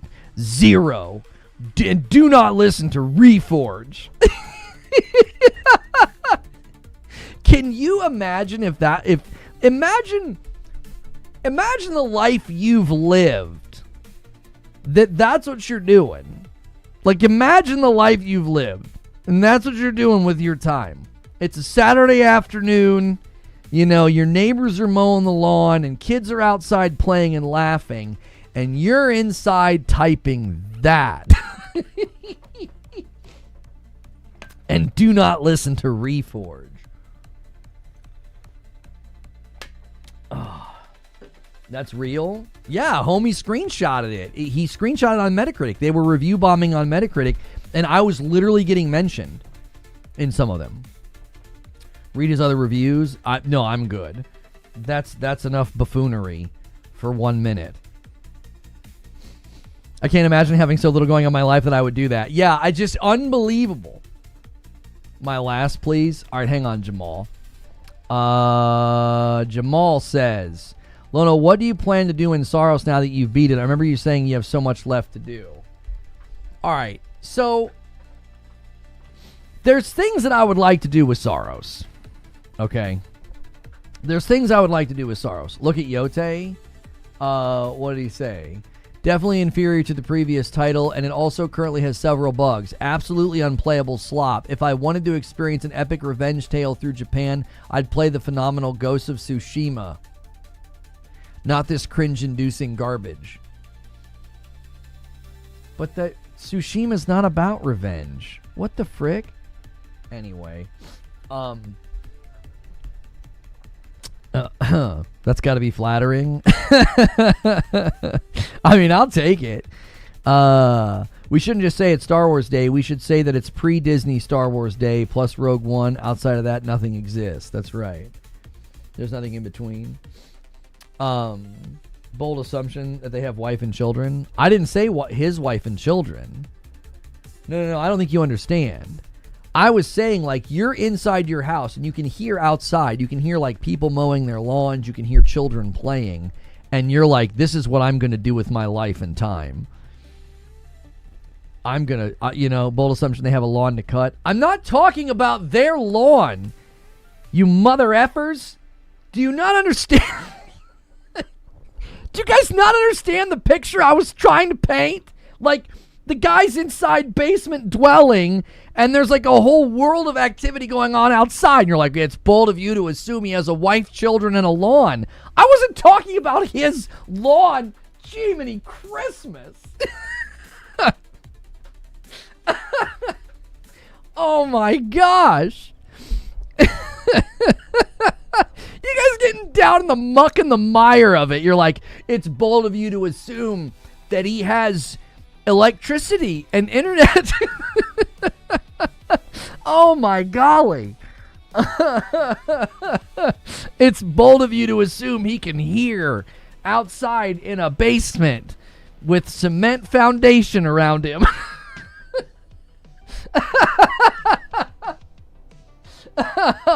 Jiminy Christmas. Bold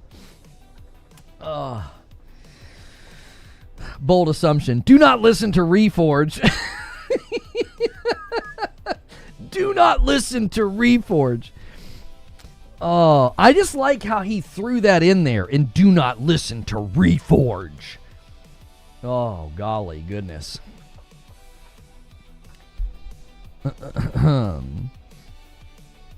It's a bold assumption he's not in a library typing it. On the free Wi-Fi. Lord.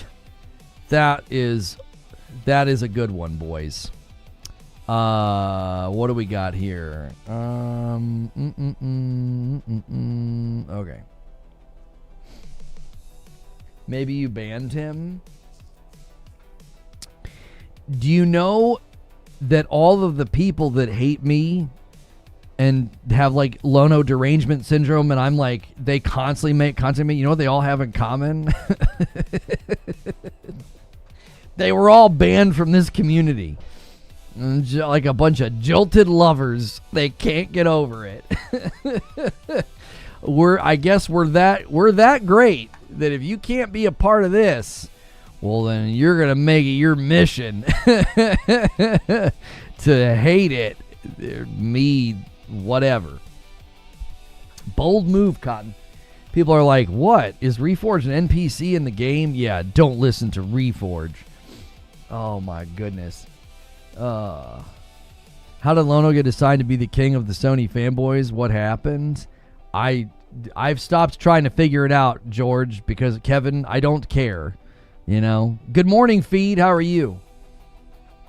The Church of LDS. Yes, the Church of Lono Derangement Syndrome.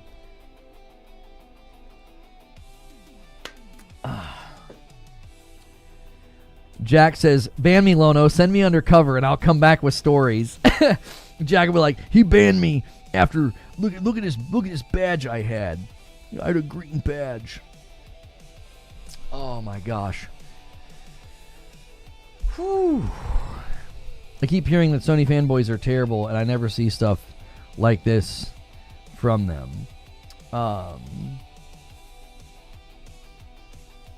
That dude's going to ruin crafting for someone in some game trying to get people to not listen to you. Iron Skeptic with the Prime over there on purple. Thank you very, very much. That's 20 months. That's a lot of months, Iron Skeptic. Thank you very much. Guys, check your primes. Check your renewals. Let's start the week strong. I wish I spent my money on a better game. I find Saros too hard. I can't even kill the first profit boss. Oh yeah, so back to Saros. Yeah, I would like to do a lot with Saros, okay? I think it'd be fun content to, like, number one, it'd be fun to do a fresh run with nothing, just to see how the game feels without any of the extras. Like, how far can we get before we really, really start to run into trouble? All these people claiming, I'm flying through the game and I'm not using mods. I'm going to continue to say none of those people will upload footage that proves that. They're not fighting. The second half of this game, nobody's flying through the second half of this game without mods. They aren't. They aren't.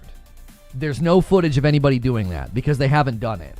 They're flying through the second half of the game because they're turning on mods and they don't want to admit it. You turn on mods, it's a much more manageable game. Even with mods, in the second half of the game, like Biome 4 and beyond, you get chunked very quickly if you're not careful, okay?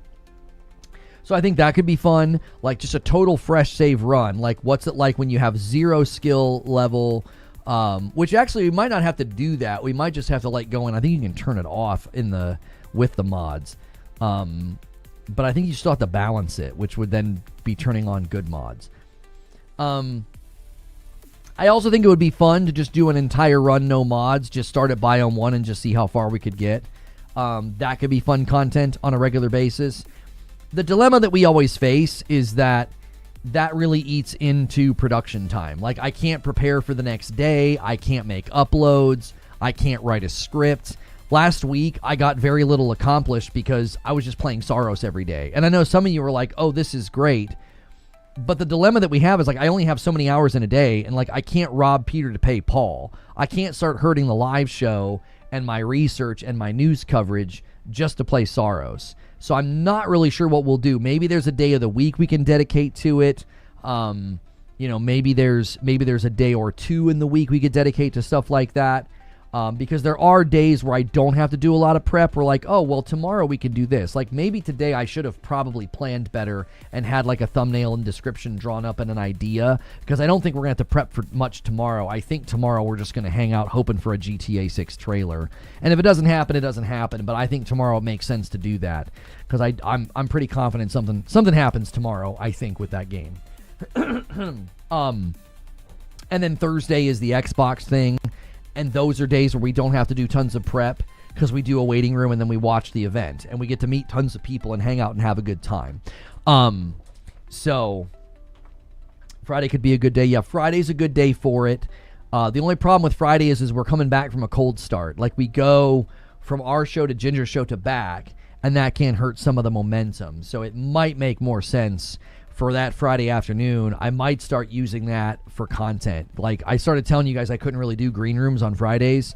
It might make more sense to that. There could just be an ad hoc thing where, like, randomly I'm like, okay, tomorrow looks like a day where I'm not going to have to do tons of prep. Or maybe I just have the title and the thumbnail ready to go. And if we decide I won't need much prep for tomorrow, we'll just roll over into a gameplay stream or something. I don't know. it's difficult. It's really, really difficult to manage, you know, because I want you guys to have good live shows. Like, I want the group that shows up for this show that runs from about 9 in the morning till about noon or 1, you know, it's like a 3 to 4 hour show. I don't want that show to start getting shortchanged just because I want to play a game. I you know what I'm saying? That could be a very, very unhelpful thing to do, because this is the main thing. This is the main event, and I don't want to start hurting the main event just to play Saros. Because truth be told, the more we play Saros, you know, just like last week, you can see a definitive decline every day, because people just eventually, you know, lose interest. They're like, well, it's not the talk show. That's just, you know, that's just the dilemma that we've always faced. So we'll see. There's stuff I want to do. I still would like to do like a full-on review. I've even kind of felt like maybe I need to do something about the story and do some analysis and really break down like why people are so egregiously misunderstanding the story and misrepresenting it and just flat out lying about it. I just don't know how much oxygen I want to give it. I don't think it's going to get a lot of oxygen. There's pretty prominent creators that are saying it's a Game of the Year contender. Like when somebody Moist Critical Size says it's a Game of the Year contender, that really makes it hard for that to get oxygen, because like when such big creators are praising the game, a lot of the little grifting channels won't want to go against that. They, you know, they're not going to want to, you know, go against the majority. A lot of those channels will wait for some of the bigger content creators to kind of bash the game, and then they'll all get in line. I don't think there's going to be a lot of big creators bashing Saros. I just don't think so. Most of them have at least enough of a wherewithal to be like, yeah, this could drive clicks, but if it's not honest, I'm not going to do it. Like, even the guys that get into like the reactionary stuff and the hyperbolic stuff, if it's just flat out fabricated, they won't do it. They won't make the content. So I don't want to watch much of a game I plan to play. No, I totally get that. Like, it's an uphill climb anytime you try to do gameplay. I talk less, so the talk show homies leave. Understandable, right? I'm not doing talk show. They leave. Totally get it. To some people, they don't want spoilers. Some people are like, well, I'm going to play this game, so I don't want to see I don't want to see everything ahead of time. You know, and then there's just the other dilemma of like people are not, maybe they're not interested in the game. You're fighting an uphill battle. You just always are fighting an uphill battle. So when you try to do gameplay and you're not really a gameplay streamer. I'll for sure beat the game with no mods. It to me is way easier than Returnal. I never beat the first boss, but I also only played co-op. Well, Returnal's harder co-op. So someone said in a lot of stream last night while Rahul was playing that the story sucked. If somebody thinks the story sucks, I mean, if they can think the story sucks, that's their own opinion. I would like to know. I would like them to break down for me what was bad about it. You know, a lot of people are not going to be able to do that because they're just seething based off of a tweet, and because of that, they're not going to be able to tell you why the story sucked. They're not. They're going to if they attempt to, they'll probably quickly step in it and make mistakes because they haven't played it and they're believing things about the story that aren't true. So beating it pure felt better than my runs playing with mods. I played yesterday just grinding for currency without mods. I went biome 1 through... What did I do? Was it biome 1 through 3? I think, yeah, I did biome 1 through 3. Yes, because I glitched out Rabadon. I glitched him out. He had no health bar. I just kept fighting him, and eventually he's died. His health bar was empty. I did a ton of damage to him as his health bar appeared, and it, like, glitched out the health bar. So his health bar was just flat out empty. And I was like, this is either going to be an eternal fight where he just can't die, or it's just failing to show me his health bar and he'll eventually die. And he did. So yeah. But there's plenty of gaming news to talk about. We don't need to constantly just talk about Saros. I know some people are probably like ready to move on from hearing about Saros, which is completely legitimate. And renewal there from Sorcerer. Thank you for 59 months. Any updates on when you make the control video? Yeah, I have no idea. We only have so many hours in a week to make content for you guys, and I right now do about as much as I can because the live show eats up a ton of time. Research for the next day eats up a ton of time. We have not been uploading enough, and I need to upload more to the channel. So I try to structure the live so we can pull stuff from the live. But then, obviously, if you've already seen it, that means, so like standalone upload content is just incredibly difficult for us right now. It's incredibly difficult. Even when I have a script and an idea and a vision, it's just not in the cards right now. Did you get corrupted resilience? I don't know what that is. If only we could clone you. Yeah, for real. Yeah. The control video is one that I would really like to make. I would really like to draw up a script and make one, make a video on Saros, but it just, it's very, very challenging to make standalone upload content right now. What do we have here? Alex says, will Arc Raiders see a continual decline going forward? I mean, all live service games are going to experience decline. I do think Arc Raiders has found its floor. Stranger Than Heaven on May 6th at 7 p.m. East, deep dive on the game. Okay. I mean, I'm not going to cover a 7 p.m. event if it's just like one game. I could always react to it like the next day or something. If I'm going to cover something at like 7 in the evening, it needs to be like a state of play or something. I think Embark waits until their October 1-year anniversary for a giant content drop. I mean, yes, it also could be that they're really biding their time. I've consistently thought that like Arc Raiders can do a lot with PvE and a lot with the bots and a lot with, I even think there's a lot of room for like bespoke content where like they're able to do like missions and raids and stuff like that where like you go in and it's just like you and your team and you don't have to worry about PvP or what have you. I just don't know. I mean, I think, again, I think they found their floor. Their floor is around 100,000 player peaks. And as long as they don't dip too far below that, I think anytime they do big content drops, they can have a big resurgence. They can do some sponsored things, get Burnt Peanut to play, get all the boys to come back. I don't think this update was meant to be that. I think this update was meant to be a stopgap. Did you play Pragmata? I hit almost 30 hours in Pragmata, and it's one of my favorite games this year. I think it's one of the best new IPs I've played since Returnal.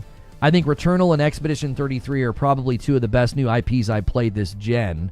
And I think Pragmata is right up there with Expedition 33 and Returnal as far as like just an absolutely great new IP. I loved it.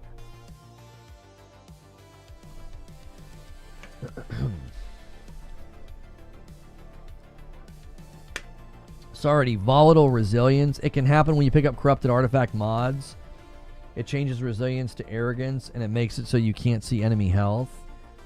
I got something last night that broke one of my stats. That thing that it says has a low chance of happening. It happened. My resilience changed. I didn't even pick up on the fact that it did that. My resilience wasn't working anymore. It said there was no way to fix it until I went back. I didn't even notice that I couldn't see health bars because it was just a currency run. So I just got to the end of that. I got to the end of Biome 3 and just went back with my currency. So if that's what... Oh, wait a minute. I didn't glitch Rob Dom. I thought I glitched him. That's what was going on, Ashen. That's why I couldn't see his health bar. I didn't even realize that that's what had happened. It popped up and said that it did that to me. And I was like, what's that mean? And like the little pop-up went away. And I was like, oh, well, I guess I don't get... I thought I just didn't get credit for the stat anymore. So it like hobbled me. I didn't realize that it like hid health bars. That's why Rob Dom's health bar was doing that. I thought I glitched it. I was like, oh, I glitched his health bar. Yeah. It happened right before I got to him. That's probably why I didn't notice it. Because it was like, I picked up something, and like 1 or 2 rooms later, I was fighting him. And since I've had glitches in boss fights before, I just chalked it up as another glitch. I was like, yeah, it must be some kind of a glitch. You beat the first boss. Congrats, man. I'm enjoying Pragmata, but we'll stick with the story and finish up so I can start both Alan Wake 1 and 2. Yeah, I think Pragmata is fantastic. I think it's a very, very good game. I think it'll be in contention for a handful of awards this year. I think they did a very good job with it. I think the combat system was very ambitious, and it could have gone really, really poorly for them. They did a combat system that I think a lot of people were very skittish about. I think a lot of people were very skeptical about that combat system, like hacking in the middle of combat. I think a lot of people were very, very much like, I don't know about this. And it ended up being really, really enjoyable. Surprisingly customizable, surprisingly has depth. Yeah, I was actually very impressed with it. And I think it could have, like I said, it could have really, really gone poorly. Like when they first pitched that combat system in Pragmata, it easily could have been somebody that was like, yeah, right, we're not doing that. That's going to be really unenjoyable for the players. It was new and well executed, and the weapons being forced to chain them was smart. I'd get Pragmata now if I had time to play it. I'll just leave it in your backlog. It's not going anywhere. You know what I mean? It's not going anywhere. They've indicated it's a franchise. I think Capcom basically was like, yeah, it looks like we have a new IP on our hands. Like, and I'm like, yeah, you do. You really do. Like they just nailed it.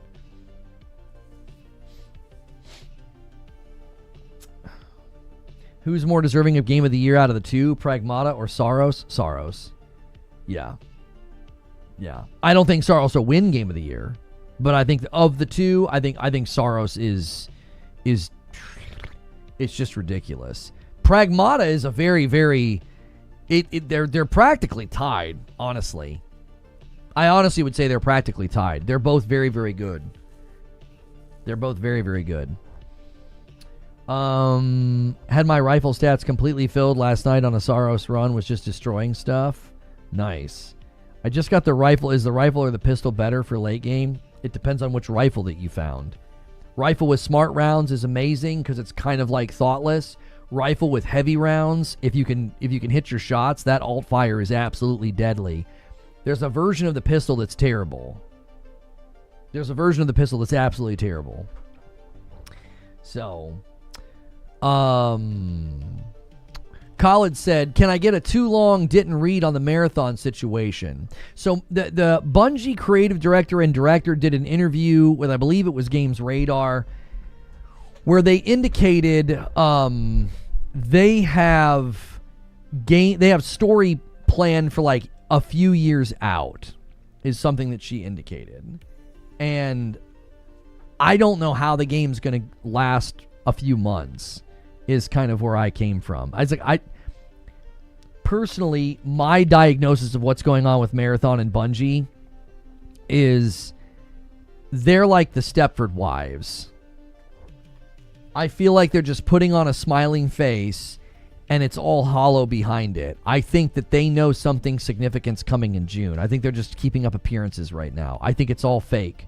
I think they know something significant's coming, and they're just going. It's just like when like Paul jokingly just did it, but it's accurate.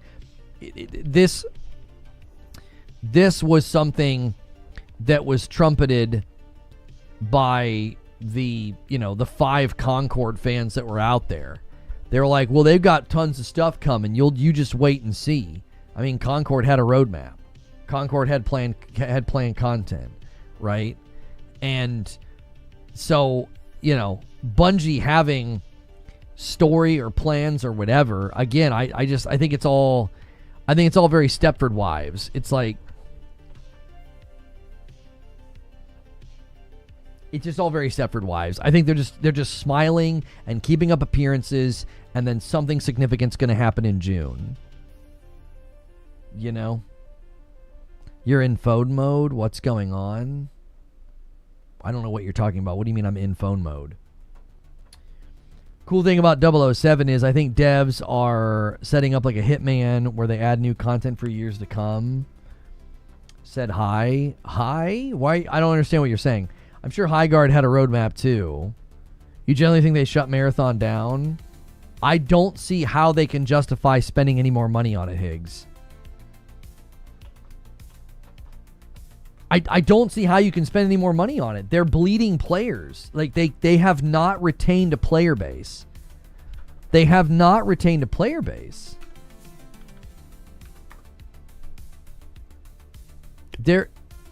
There's no other way to interpret this. This is not a retention of players. This is not a retained player base. This is a dying game. Who's the girl on the thumbnail? Her character model looks cool. What? Oh, that's one of the characters from Marathon.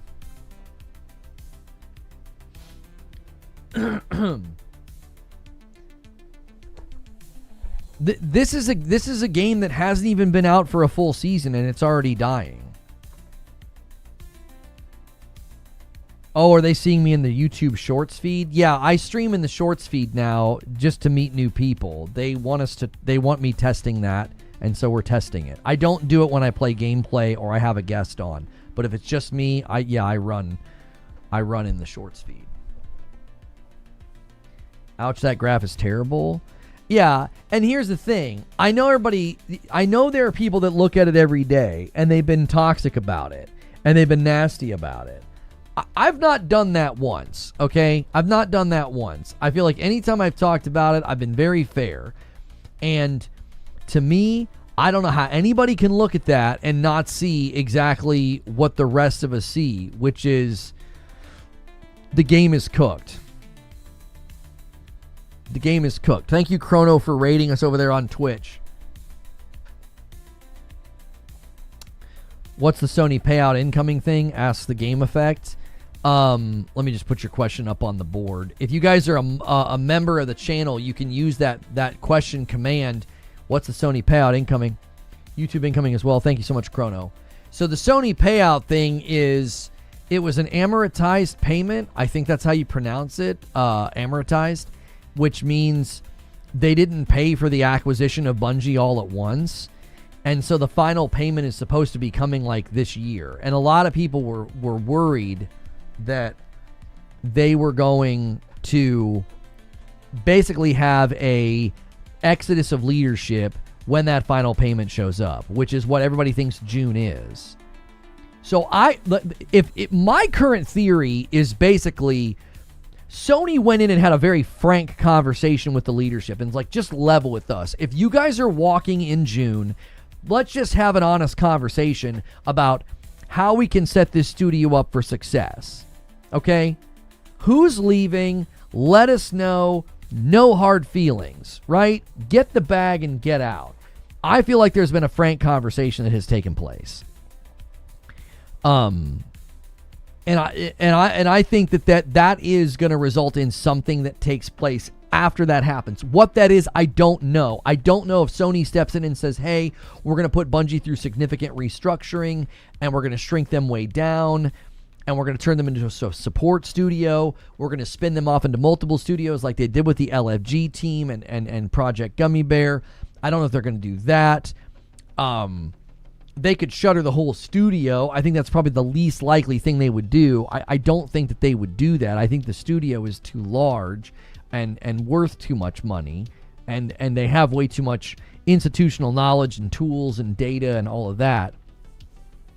So I think the announcement's going to coincide with Destiny 3 being announced. I think they're going to have to end of life Marathon and basically say, hey, we want to do right by the people who bought Marathon. We're going to do XYZ worth of content. I think Destiny 2 is going to have to ramp down. That's also going to be entering end of life patterns. There's neither Destiny 2 nor Marathon are worth the squeeze anymore. They're not. They're not worth the squeeze anymore. You're going to be spending all this money. Sorcerer, did I thank you for your VIP? I can't remember if I did or not. Let me know if I did. 007 First Light will have a 20-hour campaign for the average player. That's like the perfect length. 20 to 30. Anywhere between 20 and 30 hours. The minute you get past hour number 30, man, I'm ready. I'm ready to be done. Holy moly, Digital Foundry installed Linux on the PS5, and in Wukong, Linux is a tiny bit FPS faster. So much for console optimization. Oh, yeah. Oh, no. How many FPS did they get? Question, do you think Marathon's floor is set now, or will it get lower? No, it's not. Marathon does not currently have a floor. There's no floor here, boys. If every week is lower than the previous, okay? So here's Monday peaking at 20,000 to Saturday peaking at 20,000, all right? Let's look at the next week. Monday peaks at 17,000, all the way to Saturday peaking at 17,000. Every week is lower than the previous. Their best window of time was April the 9th all the way to Saturday, April the 18th. They had 9 days, so where like it just kind of flatlined and it stayed somewhat stable for 9 days. That's the best time the game has had with respect to this is just immediate drop off. I mean, just immediate drop off. And then drop off. And then drop off. And then drop off. And then drop off. And then they finally, for 9 days, they somewhat stabilized. And then drop off. And then drop off. It's every week there's been a drop off going into the next week. There's only one window of time. There's 9 days where the game didn't have a measurable decline. Every other single week has been a drop. You're not retaining players. You're not getting new players. You're just basically bleeding the people that bought it and were grinding, and they're all getting bored. They're moving on. Shadow Dre was 7 months in a member plus. Content continues to be great. Having been a fan since 2019, you haven't missed a beat. Keep up the great work. Thank you, Shadow. I appreciate that. Let me add you to the total. 18 on the week.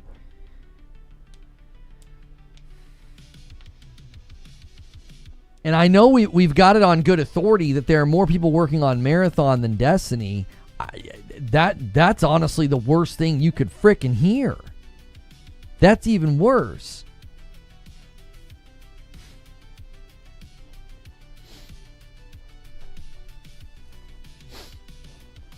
Like, that's even worse. It's like the fact that they've moved that many people to the game.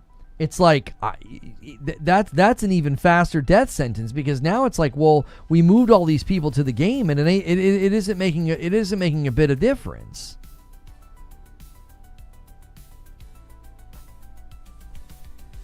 You know what? I blame Steam for tracking this information. If they didn't show these charts, Marathon would be a massive hit. Shut up, Chrono. The thrill of always being in a Trials of Osiris type of game mode burns you out every day instead of every weekend. James, we talked about that earlier. I said the way they built the game, it's not a retention funnel. It isn't. There's a reason that Trials was only on the weekends, because that's not a retention funnel. It's a funnel that burns people out and they leave. That's why I said last year it's a recipe for failure. This game's being set up to fail. It's a niche of a niche for $40. It's a hardcore game not made for everybody, and it's a niche of a niche. It's a niche within a niche. It's just absolutely destined for failure. Friend of Ninja says that like count's looking pretty low, boys. Let's get 300. Let's get 300 likes. Thank you, Friend of Ninjas. TJ Boom Boom says, I don't even have faith in Destiny 3 at this point. Come on, you know watching those charts is for the unemployed. Stop noticing. I mean, I guess if a tree falls in the woods and nobody's there to hear it, you know, we could say that it didn't really fall. And if a live service game launches and slowly loses its player base and then dies and none of us pays attention, you know, did it really happen? You know? Like maybe if we didn't pay attention to, you know, maybe if we didn't pay attention to what happened with Highguard, maybe we wouldn't have even known that it existed. You know, we would have been completely in the dark. To be fair, it's better than Halo Infinite. Destiny 3 doesn't have to do much. It's a massive IP. They can leverage a lot to make Destiny 3 exciting.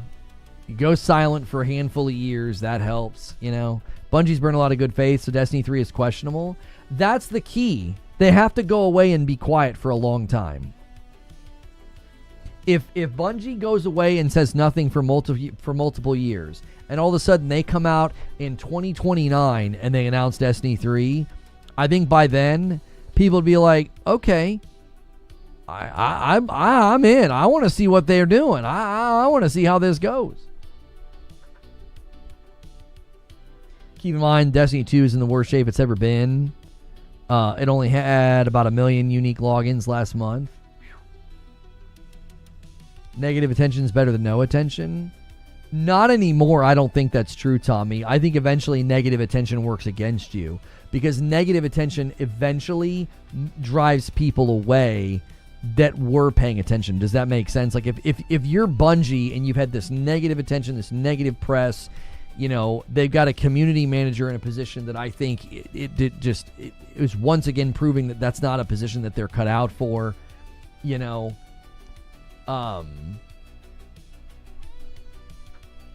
Keep in mind that Destiny 2 is the worst shape it's ever been, and it had 1 million unique logins last month. Only 1 million, I'll take that. Well, only 1 million unique logins for a game like Destiny, yeah, that's not good because of their budget. It's not about, obviously, yes, we would take only 1 million, but when you're Bungie, that's not enough. Your budget, you're just too large of a company. Your operational costs are too high. Negative attention was good before the attention economy. In the before times when people were looking for things to pay attention to. Yeah, the whole any press is good press thing is just not true anymore. Because eventually what happens is it starts to fold back on itself, and all that negative attention drives people to be like, well, I don't care what these people have to say. I don't want to listen. I don't want to trust. I don't want, you know what I mean? For companies especially. The Game Effect submits a question. How are you feeling about the Fable release? Still think it's coming this year? No, it's not. I don't think that it's coming this year. What's the Sony payout thing? If you bought a digital game from PlayStation from 2019 to December of 2023, you might be entitled to like $1 to $3 per game. It's not a very big payout. They're doing some kind of a settlement where it had something to do with games that you couldn't get game cards for. And so, yeah.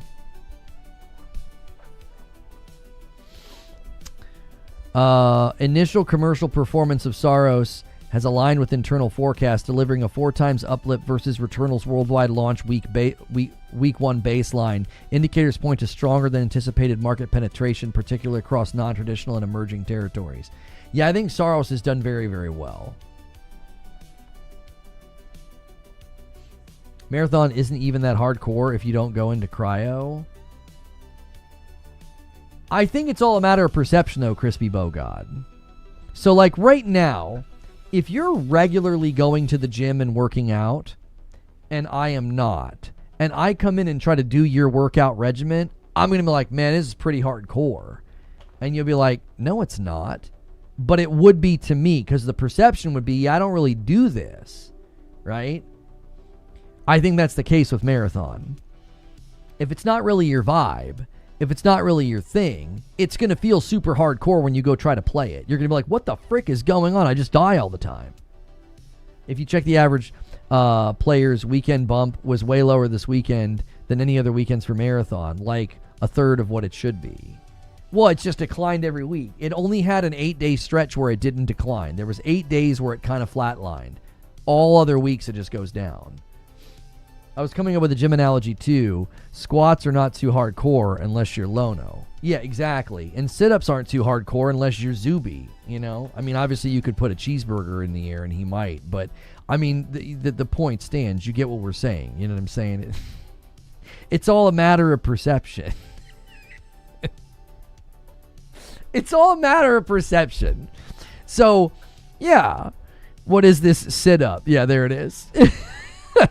I get that. I'm a casual gamer who hasn't played a shooter in 5 years, but I actually really enjoy Marathon with my buds, and we have tons of loot. I think if you really commit and you play with buds, you know, I think you can have some fun. But even the guys that have had fun are walking. You know. The idea that this 6 is a 9 to you, but a 6 to me. Yeah, I think, yeah, you could say it that yeah, it's very simple. That's a very simple way of saying it. Yes. I can do a rollover. Yes.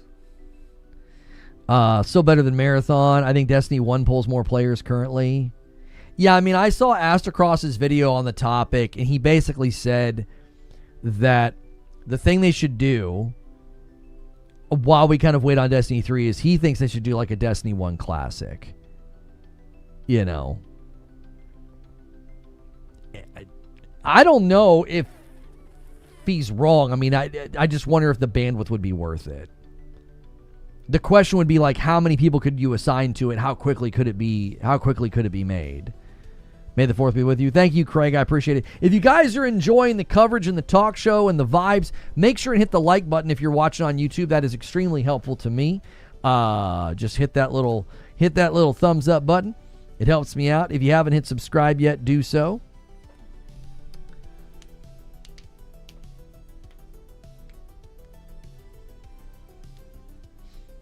It says a lot when Cross is playing D1 instead of Marathon, and it's not because he doesn't like it. I just think people got annoyed. They hit a wall. There's cheating. You're always facing the same players because when the player base shrinks, you're that's just what's going to happen. You know? So if they just did Destiny Legacy, they could remaster and reorder everything in D1 and D2 in the correct order and improve the new systems. That would last 3 to 5 years while they make new content. It would last 3 to 5 years, but again, how many people would be required to do that and to do that well? I think that would be the question. The question wouldn't be like, oh, do they have enough content? They could certainly do that. Forget me not with a $5 super chat.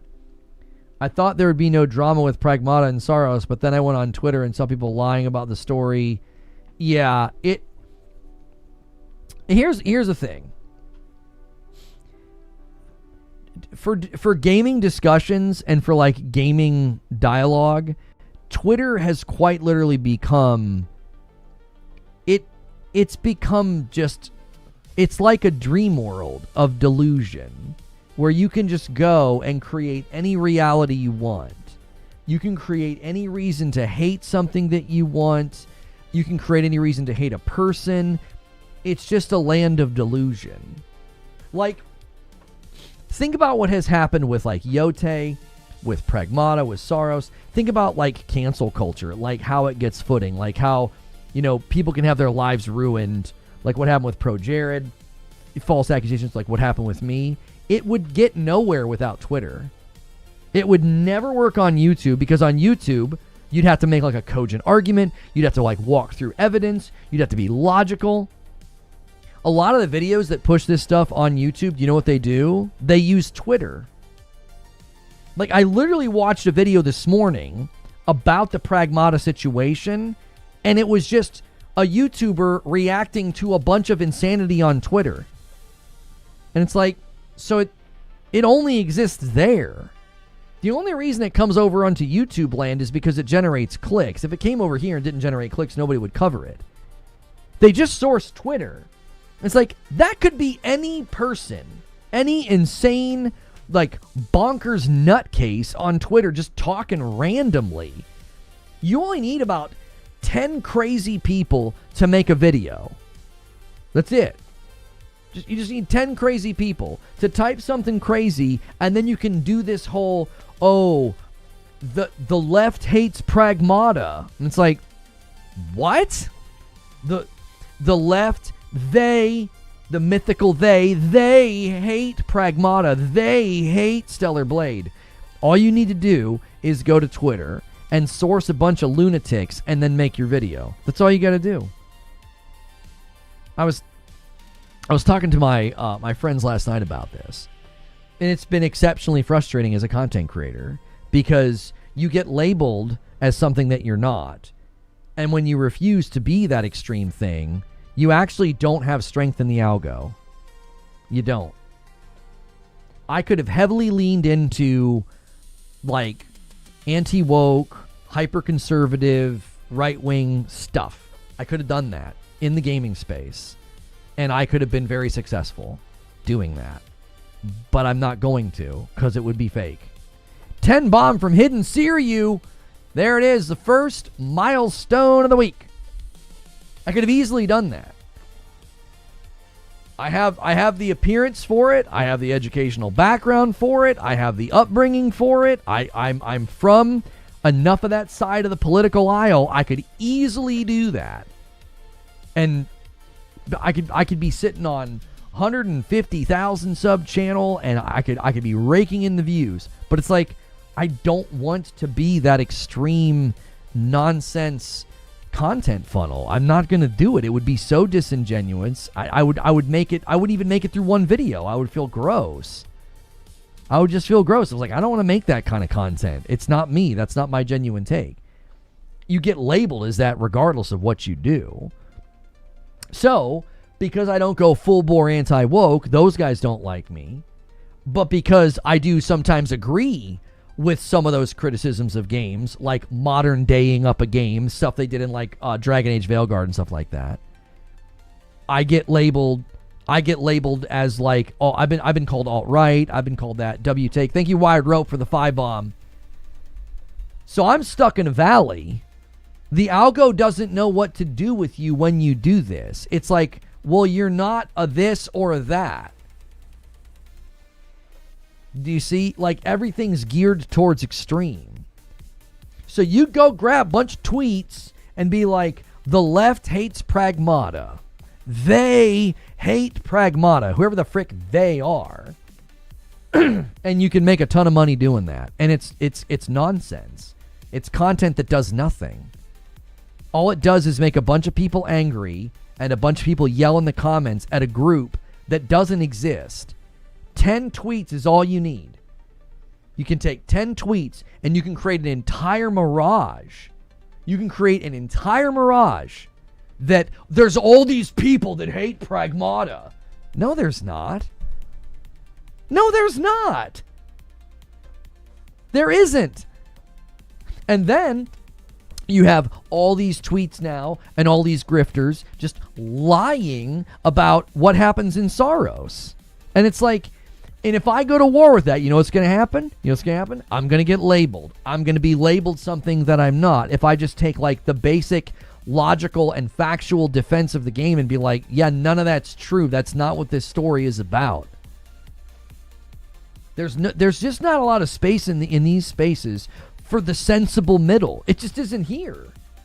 It just isn't.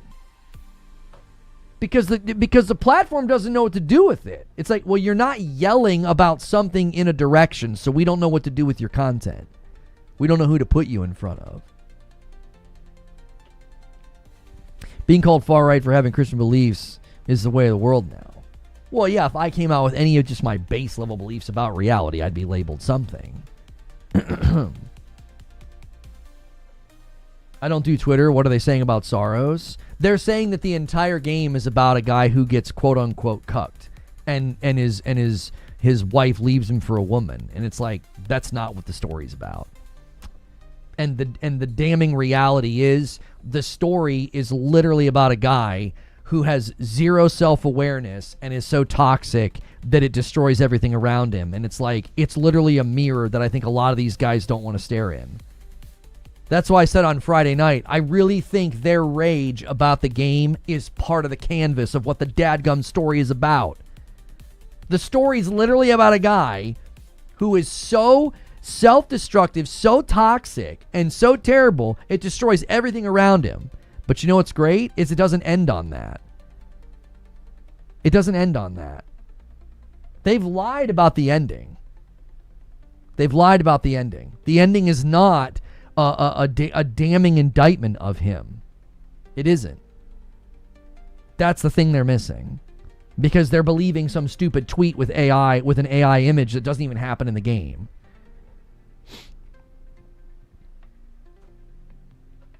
Yeah, I saw your tweet, Nick. Yeah. They did the same thing with Yote. They took a screenshot, lied about it, and it became headcanon for a bunch of dudes. They get really angry. A bunch of people make money off your anger, and then they'll move on to something else in a week, and they'll never go back and correct it. And now that's just headcanon. A bunch of people think that's what Yote's about. This is what I love about this channel. You just give your take, and you don't try to fit into some box for views. I also appreciate that you can get across your point, sometimes passionately, without obsessive cursing and hate. Well, I appreciate that. I saw someone comment that Saros was woke because your wife leaves you for a black lesbian, but at the same time, they said it was doing nothing with race. It has nothing to do with race in the game. Did they even show the race of the woman? I don't even know if they show the race of the woman. I don't know if they do. They show the race of your wife, but I don't know if they even show the race of the woman. Like, the idea that I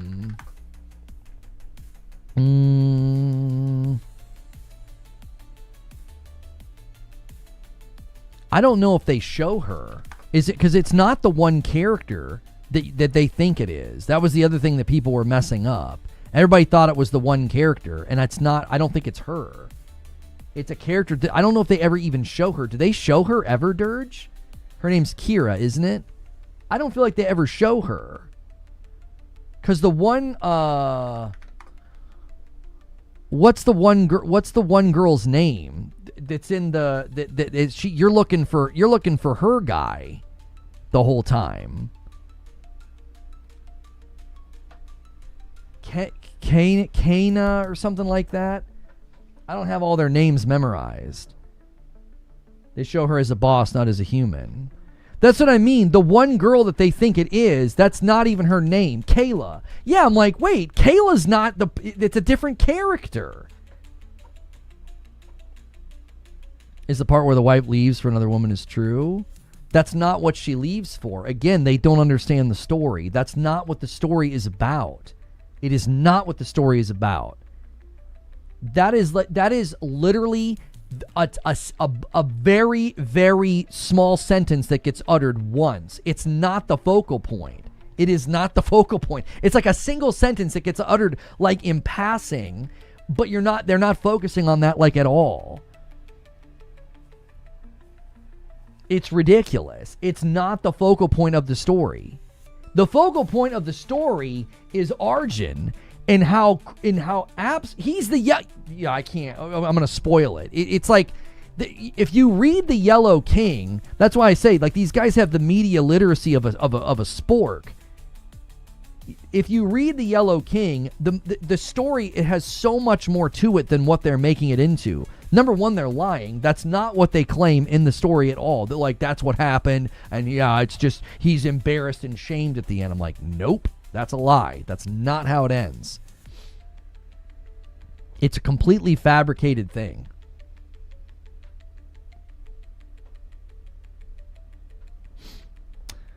Not only is it not the point, but she doesn't initially leave. That's exactly right. That's not why she leaves. That's not why she leaves. And they have a couple of really, really poignant scenes that really, really spell it out. So, yeah. It's just, it's a completely fabricated thing. And that's the thing is, I don't know how much oxygen it's going to get on YouTube. So I'm hesitant to give it oxygen with the video because it's like, it only seems to be living on Twitter. It only seems to be living on Twitter. I saw a couple of videos that tried to broach the subject, and the videos went nowhere because nobody's listening to it. It's freaking made up. Like when you have prominent creators like Moist Critical saying it's a Game of the Year contender, that makes it very hard for videos like that to get oxygen because Charlie has a huge audience. They're going to be like, that's not what it was about. Like, it's hard for your video to get traction when millions of people have seen the exact opposite. Yeah, I've seen both endings, yes. Yes, and they're lying about the ending. They're straight up lying about what happens. They're completely misrepresenting it. It is not what they're claiming. He gets cooked and she leaves him for a woman, and it's basically, more male embarrassment. And it's like, nope, that's a lie. That's not how it ends. That's complete fabrication. That never takes place in the game. It's so weird that they rail against these prefab narratives, but they're the ones who make them. It's like the grand irony. The grand irony is like you're the one making the prefab narrative, like not them. Saros seems to have a monster launch for Housemarque, doing over 4 times the launch of the Returnal worldwide. I couldn't see how Saros was going to fail. You had a recognizable lead. You had a really good marketing budget. You have way more PlayStation 5s in circulation, and they made it more approachable. I couldn't see how it was going to do poorly. It sounds like if you really love her, let her go type of thing. It's kind of that, and it's kind of not. It's literally about facing yourself and looking in the mirror and owning your failures. And the title of the game, the subtitle of the game is literally Come Back Stronger. The game is not about what they're claiming it's about. It's quite literally about being self-aware and improving and coming back stronger. Like, it's beautiful at some level. Like, as somebody, like, I really, really resonate with the story. That's why I'm furious that people are misrepresenting it. It's like, it's actually a really good story. I actually think at this point in time in history, it's actually a very poignant story for men in particular. It is. To take a look at yourself in the mirror, straight-faced, and look at the person you're becoming, and look at the way you conduct yourself, and have self-awareness, and to be better. Like, it's really interesting that, like, one of the things that people have railed against is girl bosses and Mary Sues, where they show up and they're great and they don't have any character development. But then they're bristling at the idea that you could have a story about a man that needs to be better. Like, why bristle at that? Isn't that a good story arc? Isn't that the very thing that you hate in girl boss Mary Sue story arcs, where they don't have to become better, they don't have to improve? Isn't this the exact thing that you always want out of a woman's story arc? You don't want her to show up and be awesome. You don't want her to show up and have everything handed to her. You want her to improve. You want her to self-reflect. You want her to grow. They do that in Yote remarkably well. Atsu does not girl boss it up once. She doesn't Mary Sue it up once. She gets humbled, she gets corrected and scolded, and she has to improve and learn. It's a wonderful story. And it's not a revenge story. Atsu's story is one of redemption, not of revenge. And people miss that because they think it's just a simple revenge story because you didn't play it. And the story in Saros, again, similarly, it's like he doesn't show up. It's like this perfect, amazing warrior to save the day. It's like, no, he's got to improve. He's got to self-reflect. He's got to face his own failures. That's a good storyline, dadgummit. Like, what? Why do you want him to just show up and be awesome? Isn't that the very thing that these guys rail against?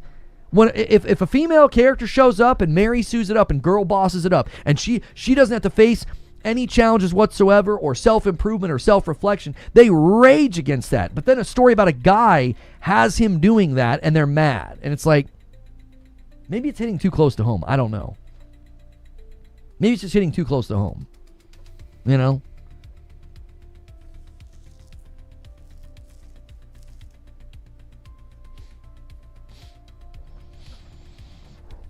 They see a dude like Arjun, and I guarantee they identify with them in a positive way for them. So when the game shows their traits in a negative light and calls them out, I don't see how anybody could see anything about him, being like something to cheer for. He's. I'm working on headphones. I'm a few minutes behind. Allow me grace. I'm not trolling. Regardless, why does she leave with a woman? She doesn't. Had it been a man, would it meaningfully change anything? She doesn't leave with the woman. She doesn't. She takes a professional career opportunity of a lifetime. They set that stage. It's this thing she's been wanting to do her entire life, and she takes it. And there's another person who is so excited to also be assigned to the same job. And a friendship forms, and then something else comes of it. That is not what the story is about. That is like a passing remark. That's a passing remark. That is not why she leaves, and that was not the reason that like she left him. Like it's not the impetus at all. It isn't. It's just unbelievable. Like, there's really, really good relational dialogue in it. There's really good relational dialogue in it. Like, he says something to her, and her response, I think, is it's just so good. Like, again, I think the Housemarque team I think they're good writers. I think they were good writers. The other thing that's interesting, too, is like, did you guys play Returnal? Celine was also just as jacked up and had just as sketched things in her past that made her not super great as a person. It's very, very similar. Like, Housemarque hasn't changed their style of storytelling. They like to create a character who is complex and flawed, not just some perfect cookie-cutter hero. Like, go play... These people... It's just like the people who claim to play Tsushima. They didn't play Tsushima if they were angry about, like, a girl being strong with the sword. But you didn't play Tsushima because there's multiple points in Tsushima where you literally fight against a renowned warrior of the island who's a woman. So it's like, you clearly didn't play Tsushima if you're angry about this. These guys clearly didn't play Returnal either. And if they did, they have zero media literacy, because Celine is just as complex, just as flawed, and just as jacked up. Like, there's significant parts in Returnal that make it seem like Celine killed her own mother, burned her alive in a basement. They don't make... And it came from, trauma, and her mom just always just berating her and having a super toxic relationship. Like, they like to create super jacked up, psychologically, disturbed and complex people. They don't want to do some cookie cutter, he's the man and he's here to rescue the woman. Like, the fact that dudes just want that story over and over again, it's like, man, oh man, that gets so old and so predictable. Here's heroic man to save woman in need of help. Like, how many times do you need to play that dadgum story? You know what I mean? Jiminy Christmas. Yo, what's good, Vapor?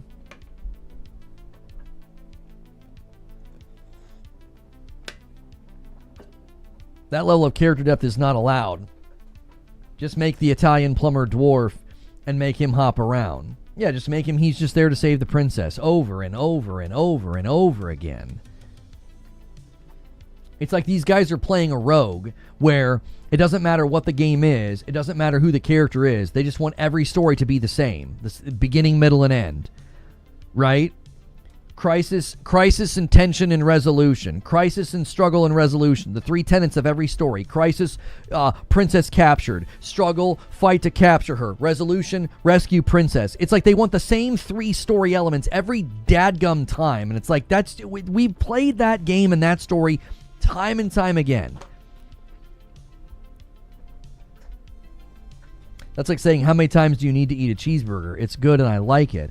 I'm not saying that those stories in particular are bad, but what I'm saying is, why does every story that's not in that archetype viewed as like, oh, this is horrible? To be fair, they haven't made those games in over a decade. What? What are you talking about? What do you mean they haven't made those games in over a decade? You can play a bunch of games right now as a dude who saves the day. What do you mean? Space Marine 2, you're a dude who saves the day. Pragmata, you're a dude who saves the day. What are you talking about? I just finished one. I literally just finished one in Pragmata. You're a dude who saves the day. You protect a kid the whole time. It's an AI, but it's a kid. You're a dude who saves the day. They really haven't? What do you mean? There's no shortage of games where you're just like, tough dude who saves day. There's no shortage of them.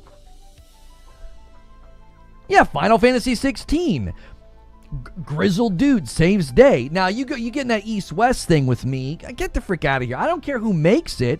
There's no shortage of games where you're the dude who saves the day. And here's the thing. Soros ends on a positive note. It ends on a positive note. Yeah, Resident Evil 9. Again, people are going to go east versus west. They're going to say, well, Western developers aren't doing it. I don't have a memorized list of Western games where dude saves day. I don't. but I'd hazard a guess, in the last 6 years since this gen has started, there's been a steady stream of dude saves day. Like, I don't know, Ragnarok, Kratos saves day. Kratos' big, strong saves day. Valhalla is all about big, strong dude saves day. There's self-reflection, but it's still big, strong dude saves day.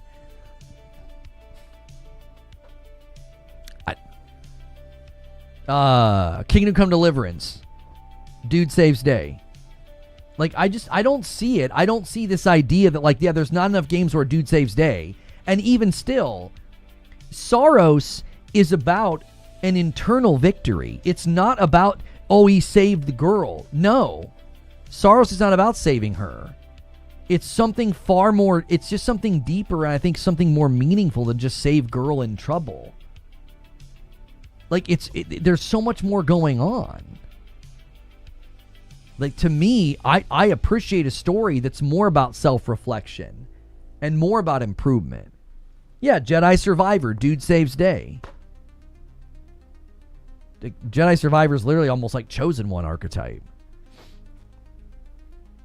I don't think we're running short on games of, like, dude saves day. Look, all we get are these, girl bosses and Mary Sue's, which we don't get either. It's just as fun for me to play a game where it's a girl saving the day, whether it's Aloy or Atsu. That doesn't bother me either. I don't understand why people are so upset by that as well. Like, why is that a problem? Like, if it's a girl. When you're used to privilege, then equality feels like discrimination, says Zubair. Every game used to be dude saves day. Any game not seems like an attack. Death Stranding, dude saves day. Exactly. Another one. Grizzly dude with a beard, doesn't have a lot of things to say, saves day. I just don't know. This idea, you're referring to damsel in distress? Okay, dude saves day is the archetype. It doesn't necessarily have to be a damsel, right? Like, that, I think, sure, but who cares? I don't need... Why does that have to be the case? Why does that have to be the case? Why does it have to be that he's saving a woman? Why is that so important? Dudes are physically stronger than women, so it kind of makes sense. What? Yes, it's more commonly going to be an archetype and a reflection of reality that the man is the hero, that the man is the one of strength, the stoic, the resolute one, the man on the front line. Yes, that's a reflection of reality itself. It's a reflection of history. It's a reflection of war. It's a reflection of a history of soldiers and leaders. We know this. No one's debating that. No one's debating that. I'm talking about, like, if you're going to tell really interesting stories, it doesn't always need to be a guy saving a woman who's been kidnapped. Like, that can't be every game. Every game can't be Mario. Every game can't be Mario. I just don't feel like there's a shortage of games where, like, it's a strong dude who does all the good stuff and all the strong heroics. It's interesting to me that we'll put every female archetype through this lens of, well, she needs to improve or she's a Mary Sue. She needs to have a character arc or she's a girl boss. But when a guy has to go through that, it's suddenly a problem. The guy doesn't show up as just hero out of box. If he's not BJ Blazkowicz, Duke Nukem, Doom guy, or whatever silent grunt protagonist that doesn't need to change or improve, just strong and awesome from moment one, that's okay. And it's like, wait, I don't understand. If that's an indictment of the female archetype of storytelling, why is that not an indictment of the male archetype of storytelling? I don't get it. Why can't a guy improve? Why can't a guy self-reflect? Why can't a guy grow? That's what they did that with Kratos, and people got really upset. You keep missing my point or talking past me. It's not that it's important. It's just noting that the industry moved away from it in the last decade. Did the industry move away from it? Or did people just decide that it was such a cliche story it wasn't worth telling? Like, this is what I think happens. I think people turn every shadow into the boogeyman. It's like when you're a kid and you're scared and every shadow in your room is scary. I feel like everybody's seeing a boogeyman for every shadow. And it's like, maybe people just decided that story had been told so many times they wanted to tell a new story. I don't necessarily think it's like everything's not an agenda. That's my frustration with it, is everything's couched in agenda language. It's like, maybe it's just an emergent property of storytelling that people are like, my gosh, how many video games can we have where you're just saving a princess? We need to have more complexity here. That's why you have, like, you know, sad dad simulator, people call them, like the dad simulators, where like it's a guy looking out for a kid, right? And then you have like you know, the treasure hunting ones where like it's a guy who's just motivated by treasure and he's just going to go and do all of the treasure hunting. It's basically like the Indiana Jones archetype. And then you have like the adventure seeker, the guy that just is out there is wanting to just seek adventure and get in fights and be the rough and tumble. Like not every male archetype needs to be purely motivated by like saving a woman. It's kind of like how not every female archetype needs to be like, oh, I can't wait till I find true love. Like that's their only archetype. Like, no. And I don't think every male archetype needs to be, I need to find a woman to save. Disney actively reported having discouragement. I'm not freaking talking about Disney. I know Disney had their whole thing and it blew up in their face. If it's male, it's pale, it's stale. That blew up in their face and didn't work. I'm talking about within the realm of video games, there's no shortage of games with a strong male lead who just is the hero and does all this awesome stuff. Whether it's Space Marine or Pragmata or Doom or Death Stranding, there's no shortage of games where like you got a dude who's doing the thing and he's being awesome. And then there's a bunch of games now too where there's a girl and she's being awesome. Whether it's, you know, Atsu or Naoe, or even Stellar Blade or Hellblade, you got, you know, these strong female leads where they're doing stuff. But none of those games are Mary Sue's where they just show up and they're awesome. They especially games like Atsu and Naoe, like in both AC Shadows and in Ghosts of Yote, they are humbled multiple times and get beat up a lot because they're weaker. It's literally woven into Naoe's story and her abilities that she's weaker and dies faster. And yet people called AC Shadows woke. And it's like, it's literally a part of the game that she's weaker and can die faster. So she has to play different and she has to lean into completely different skills. And in Yote, she's weak. She gets humbled very quickly very early in the story, barely survives, and then realizes, I don't know as much as I thought I did. I've got to learn how to use all these other weapons. And the very first one you learn how to use, you are humbled significantly by the guy training you. She doesn't just show up ready to go. The only time they don't really have her go through extensive training and it was a little too fast was with the Odachi. That was the only time I thought it was too fast. She just kind of figures it out. And it's like, okay. So, like, I actually don't think we've even within the realm of stories where the lead is a female, like, AC Shadows literally made it canon and part of the mechanics of the game that the woman was weaker and could die faster. But it's woke because black guy. And it's like, what the frick? Like, zero analysis, zero thought. And now we're doing the same thing with Saros. It's like, that's why I'm like, I don't know if I want to make a video about it because I don't know if I want to give it oxygen. But I also want to talk about it like, this is actually a very good story. And it's, I think, actually a really good reflection of what I think a lot of dudes need to do in our time, which is you need to self-reflect. And you need to look at the person you're becoming. And a lot of the loneliness is self-inflicted. And a lot of the toxicity is of your own doing. And I think that Saros really touches on that. But it also doesn't leave you there. It doesn't leave you in this state of just being judged as like, you're a toxic male. And it's not just, and that's the other thing that I really like about it is the game is not driving some narrative of toxic masculinity. It's a tale as old as time. We just watched an Alfred Hitchcock last night called Hangover. And it's got the lead actor from The Odd Couple. I forget his name. He plays Felix in the original Odd Couple TV show. And it is about a man who destroys his entire career and all of his relationships because he's a drunk. He just can't stop drinking.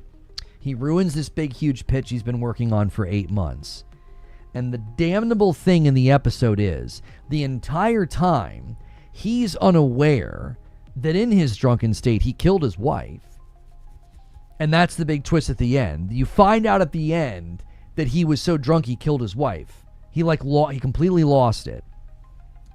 And I think it's just such a good picture of like when you get that far down that lane, you don't know the damage that you're actually causing. It's out of the frame for you, right? Alcoholics don't see what they're doing to the people around them. Drug addicts don't see what they're doing to the people around them. That's not toxic masculinity. That's like an epidemic within culture of like getting addicted to substances or getting addicted to a drug or alcohol or whatever, and then it just destroys all the people around you. It destroys all your relationships, right?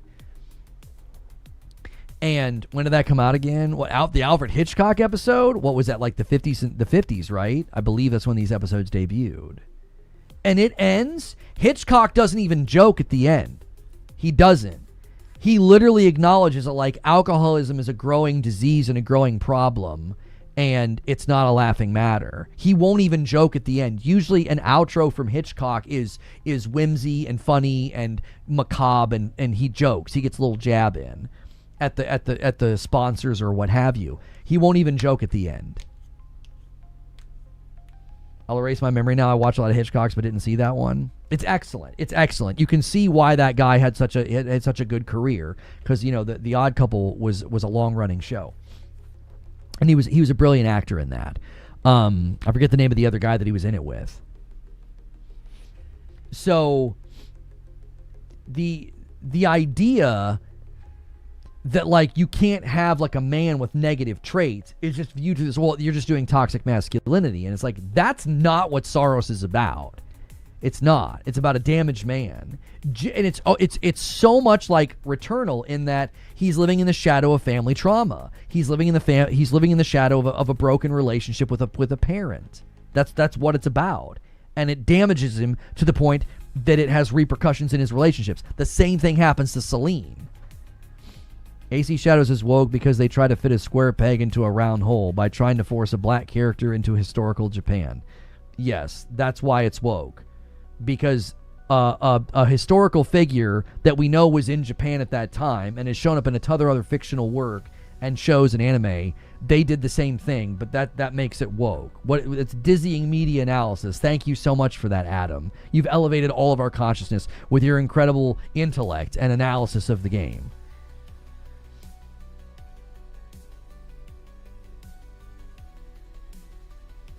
Not only does he look like me, he's living my life story. I may need to play this right away.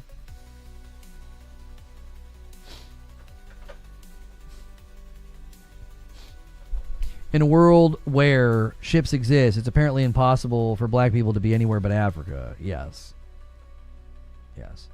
There's been numerous instances of Yasuke, showing up in fictional work. He was in the region at the time. It's completely fair and fun to put him in the game. I think he should have had his own game. That's the other thing that's the problem with the criticism. It stops short. It's just this weird armchair analysis that gets clicks on YouTube and Twitter. Woke. And it's like, no, it actually is a really cool story, and he should have had his own game. He shouldn't be in Assassin's Creed because he's not an assassin. It doesn't work.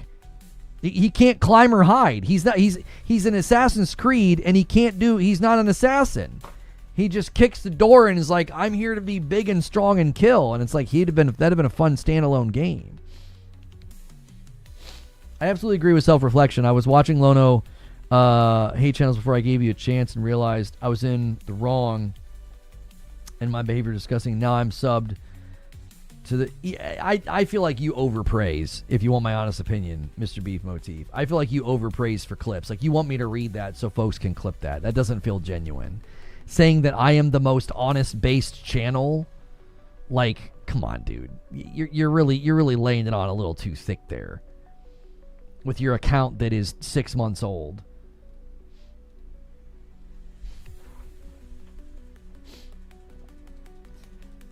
My biggest problem with him, he's not as fun to play with. He would be fun to play with in his own game, because then the game would orbit around him. The game orbits around Naue. When you play as her and you're sneaking and you're playing it like an Assassin's Creed game, like it's great. When you play as him, you're like, wait, what am I doing here? Like, huh? He doesn't fit. The game orbits around Naue, and because Yasuke can't do any of those things, he feels completely out of place. He should have had his own game. They could have just called it Yasuke. It doesn't need to be an Assassin's Creed game. You just call it Yasuke. You know what I mean? It could have been awesome.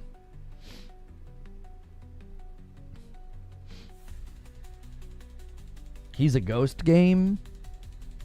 Not really, because in the part of the lore of Ghost is that you're a ghost and that you sneak and you kill in dishonorable ways, which is what sets Jin on the path of the ghost and forsaking the way of the samurai.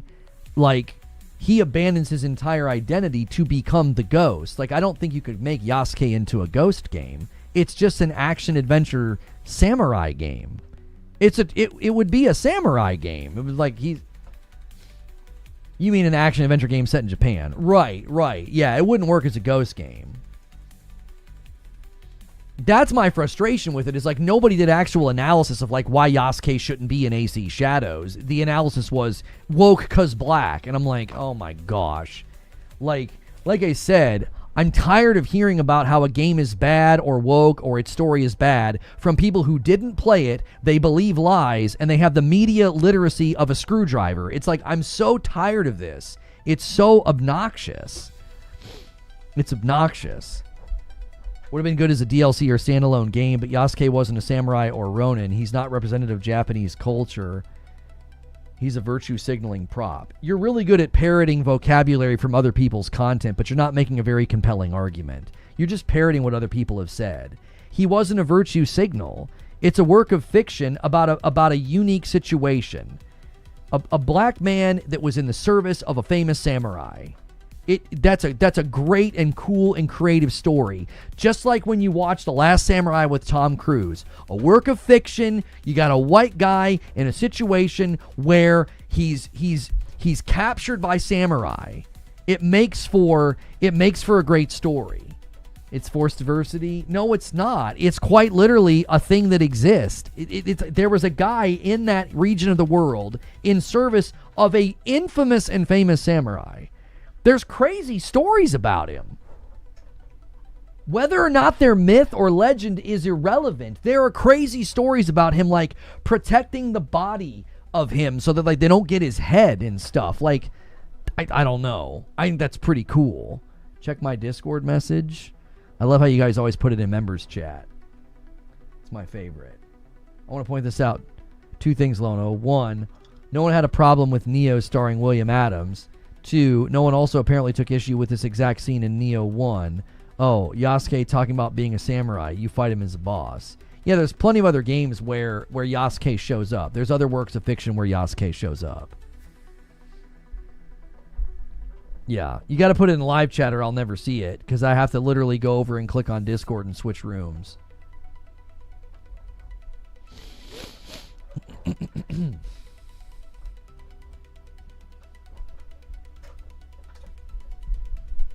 To be fair, again, why him specifically? What do you mean, why him specifically? You'd have to ask that question of every work of fiction that decided to pull him into the story. It's interesting.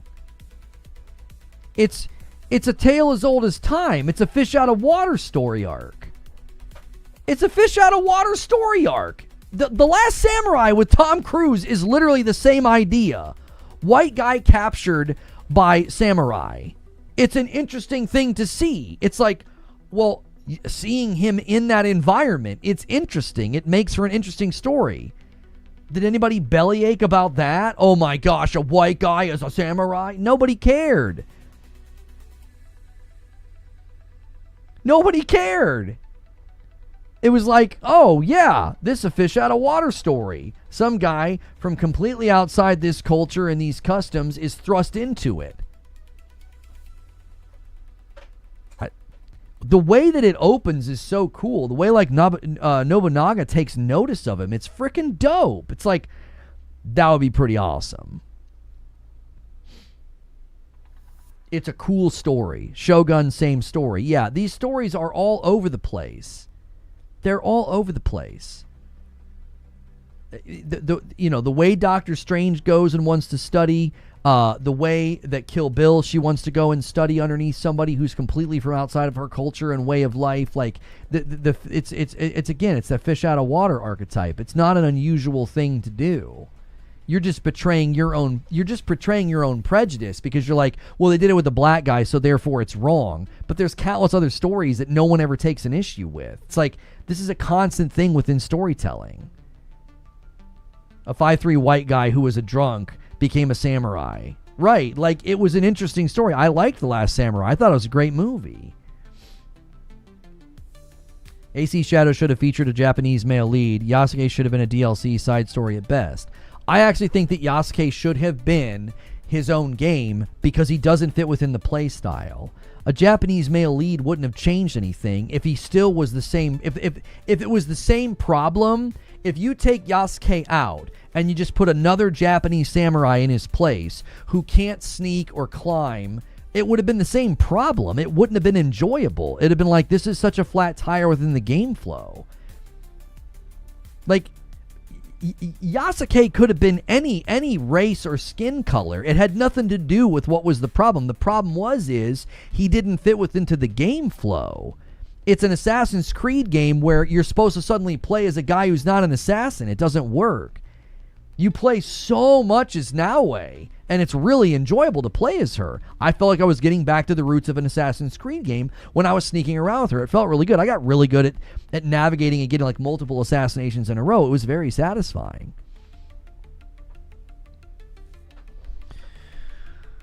Leave my last 2 or 3 chats.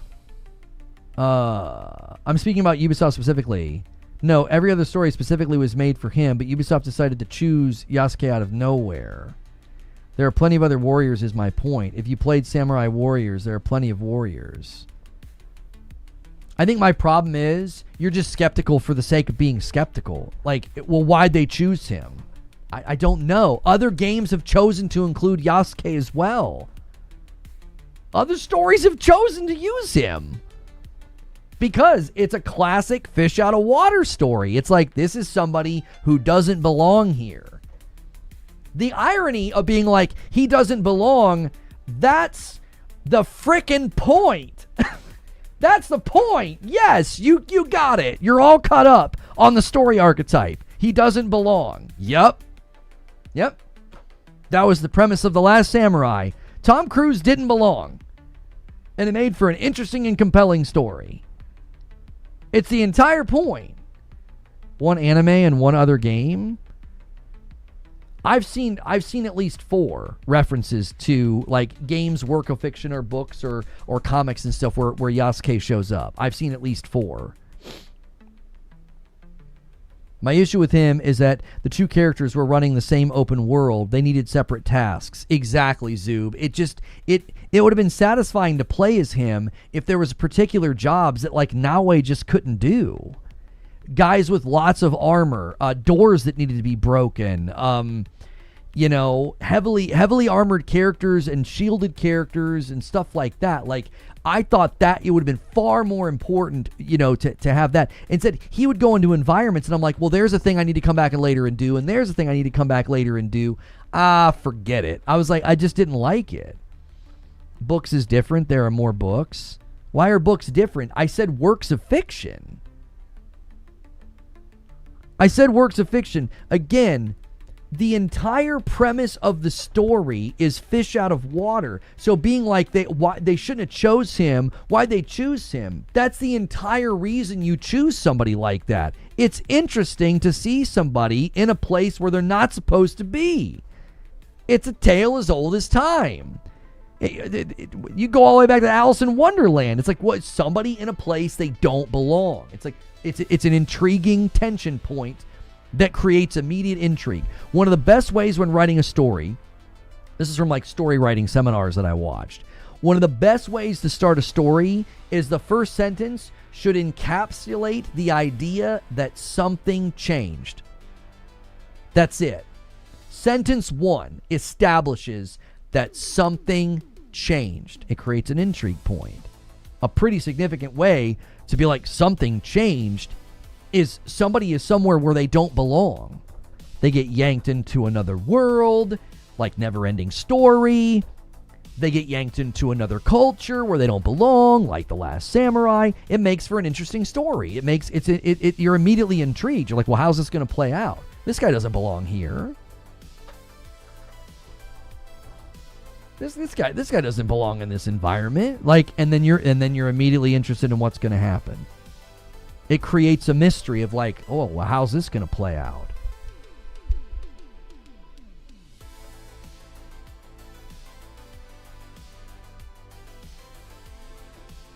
To the critics, recognizing Yasuke doesn't fit the series gameplay, on top of him having apocryphal history, feels like Ubisoft shoehorned Yasuke for points unrelated to the craft of the game's design.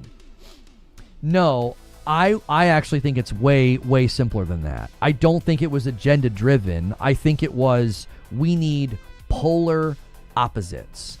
They wanted female Japanese, small, sneaky, agile, and they wanted big, bulky black man. It was like, let's go polar opposites. They're opposite in gender, they're opposite in race, they're opposite in size. The whole culture war is funny here because, like, the game literally highlights that there are significant differences between men and women, which is a whole culture war that these people typically fight. But I guess this is just beside the point. But like, that's what it's targeting. It's targeting just the sharpest contrast we can get. He's not just taller and stronger. He's literally another race.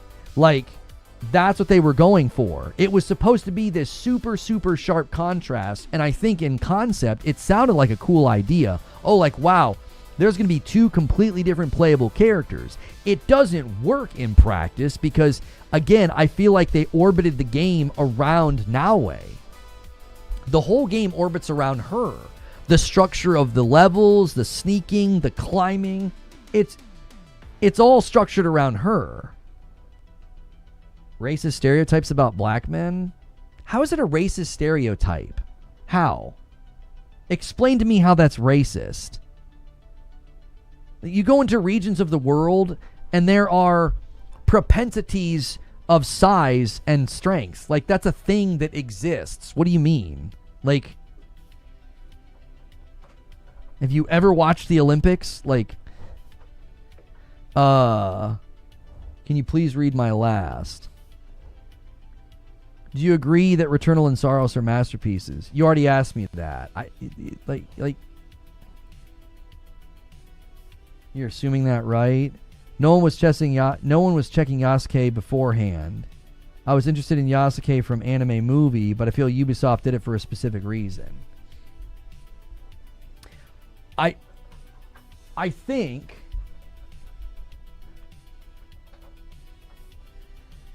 again, you would have to compel me they did it for like culture virtue points. The reason I don't think they did is the story never once centers around that. The story centers around Naue and revenge. It doesn't center around like how do I say this? Okay, let me give you an example. When you play through Dragon Age the Veilguard, there is some of the worst, most egregious, present-day self-insert crap with a particular character. Tash is probably the dumbest, most egregious self-insert I've ever seen. It's like you're playing a fantasy game and then all of a sudden, like West Coast blue hair liberal girl shows up to lecture you about like pronouns. And you're like, what the frick is going on? Like, why is this in this game? Okay? The story and the writing in AC Shadows, there's not a whiff of any of that. It centers around Naue and revenge and like how it was consuming her. And to the point that like her and Yasuke, like, she's going to kill him.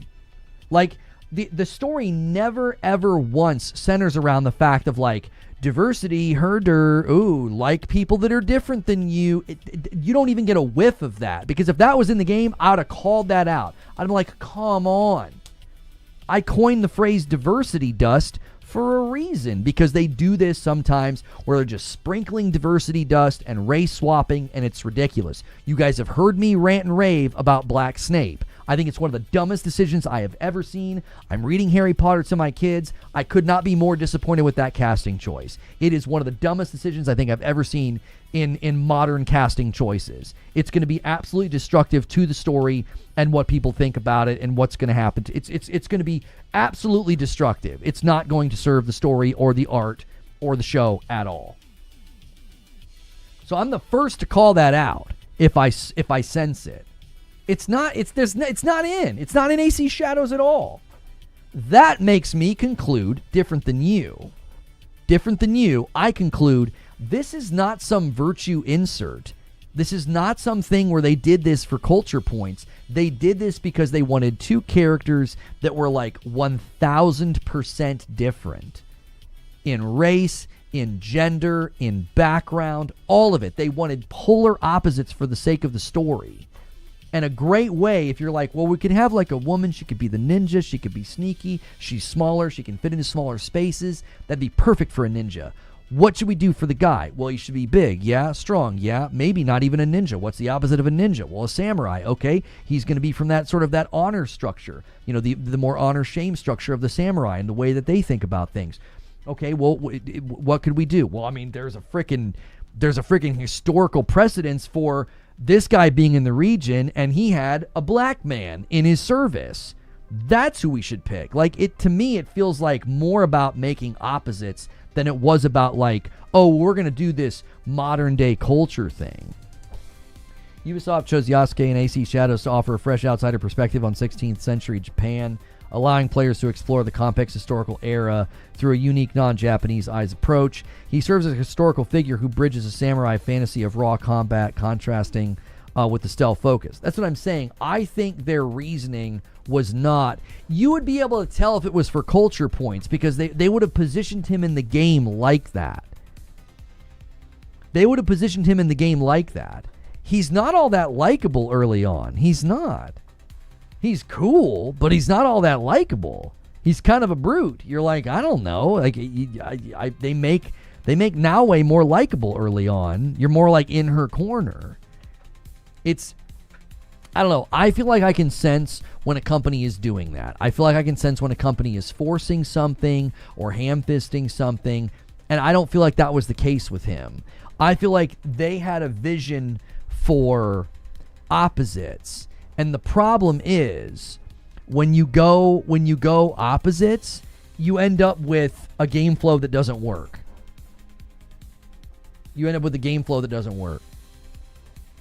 Because the game orbits around her as an assassin, and then the minute you're playing as Yasuke, it's like, I don't want to play as him.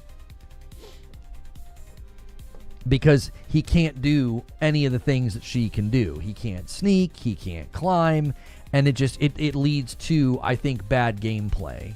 I think their concept and their idea was great. I think they learned when you put polar opposite characters in a game, it leads to flat tire gameplay, because you end up feeling like you got to keep looping back to the other player.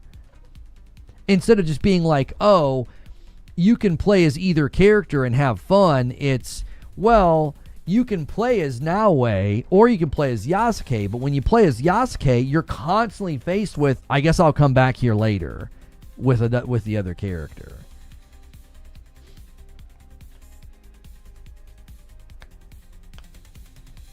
Fallout co-creator Tim Cain believes gaming fans often adopt streamers' opinions instead of forming their own. They're handed an opinion from a channel they're watching, and then the person's opinion becomes their own. I mean, I actually think it's far simpler than that.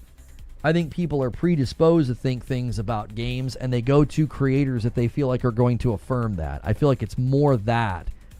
I don't think people are like, I'm a blank slate, what should I think about this? It's, I'm predisposed to like or dislike this. I'm going to go watch somebody who's going to affirm my feelings about this.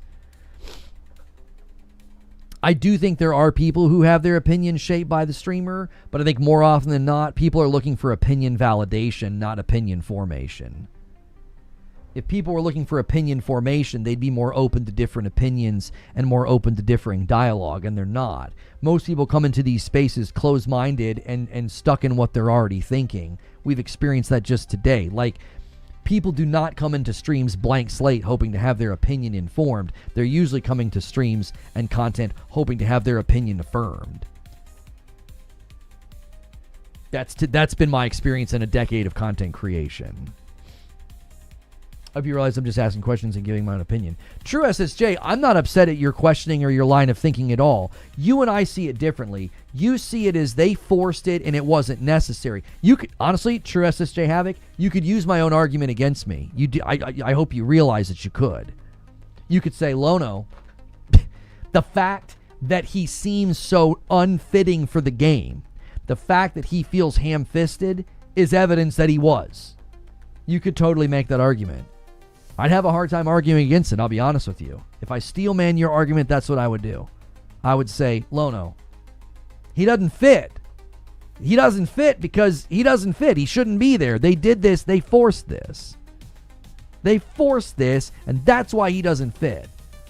I just see it differently. I think they were going for polar opposites, and I think it was too broad, and it didn't play into their... I don't think they're equipped to do open world, big map, diverse activity. I don't think they're equipped to do it with two characters. I don't think they're equipped to do it. I think that's... When it comes to Ubisoft, what's more likely? Ineptitude with open world design being too samey that doesn't allow for a new character like Yasuke? Is that more likely? Or is it more likely they were going to do like culture virtue signal? I'm going to lean on they're not the best at like open world, you know, having diversity of activities. They get really samey. They get really copy paste. Yasuke's not going to flourish in an environment like that.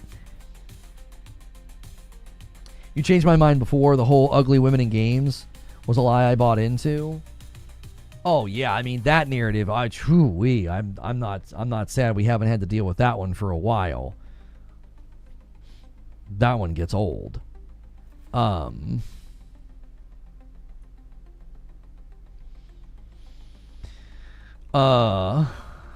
have like two games that they use as an example.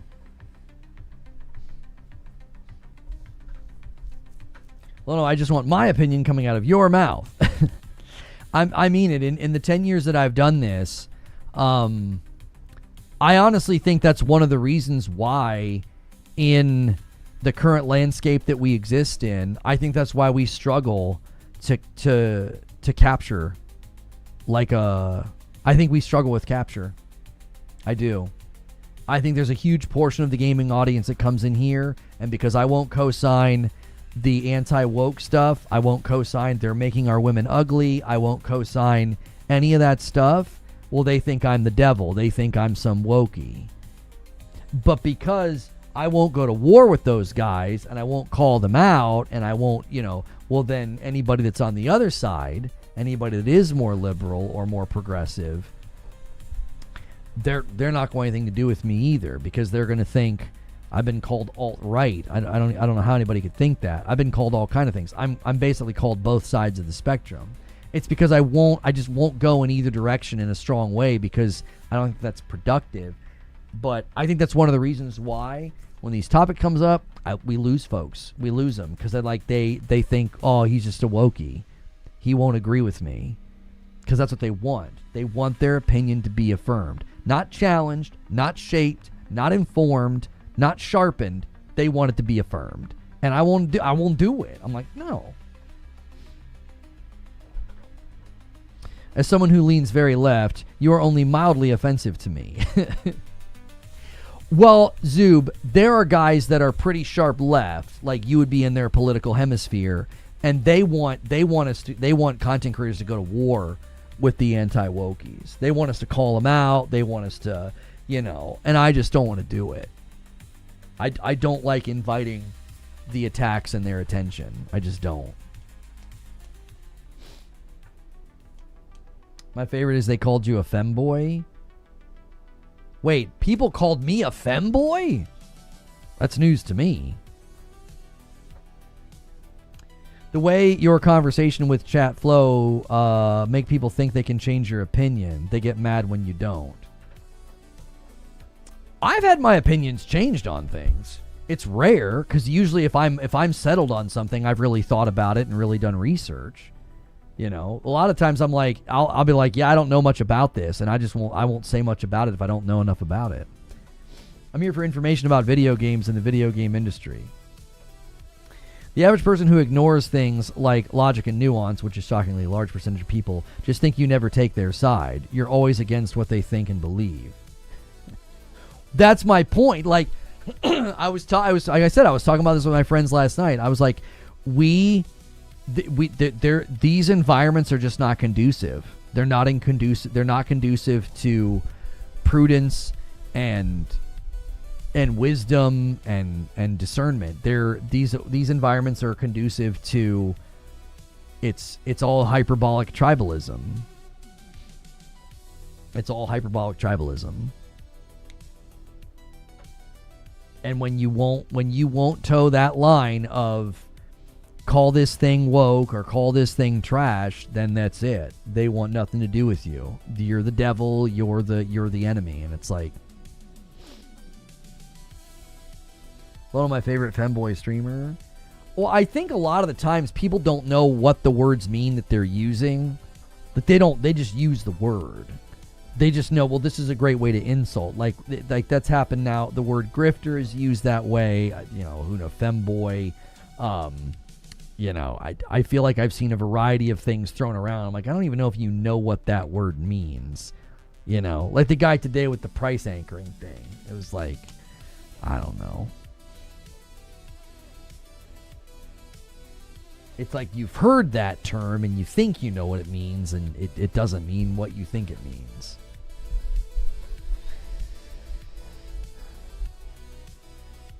It's okay to be contrarian. Hearing the masses feel one way about an issue makes me suspicious. I feel compelled to question society a lot of the time.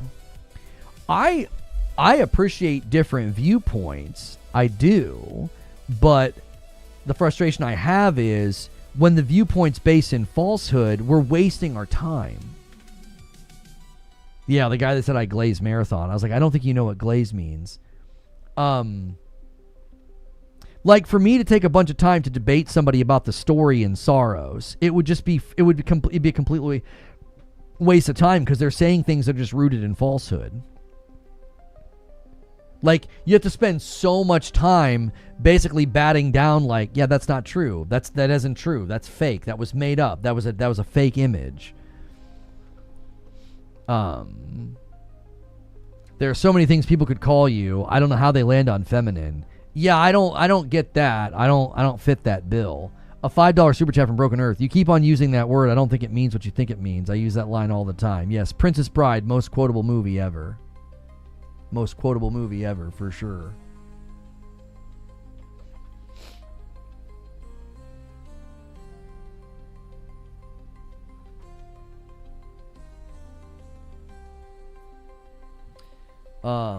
You got to bring it if you want to debate Lono. I know I don't have all the required info or the drive to do it. I mean, I've tried to soften up and make it a little bit more like approachable in the realm of like, yeah, you know, try to compel me, try to change my mind. Again, the difficulty becomes when what they're saying is rooted in falsehood. It's like, well, we're already starting behind. We're already starting behind. Like we so imagine something you think very strongly about right now, okay? You think very strongly about it. And I point out to you that you've been misled, okay? You would almost immediately, we will all almost immediately feel very defensive. We would feel very defensive because nobody wants to be seen as a sucker or a fool, right? So what typically happens is you'll point out that it's not true. And then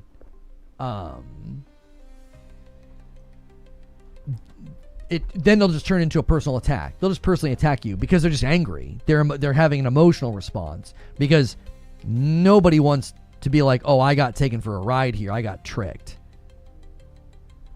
I find it helpful to ask, is there anything I could say that would change your mind? Very quickly, it lets you know what the game is.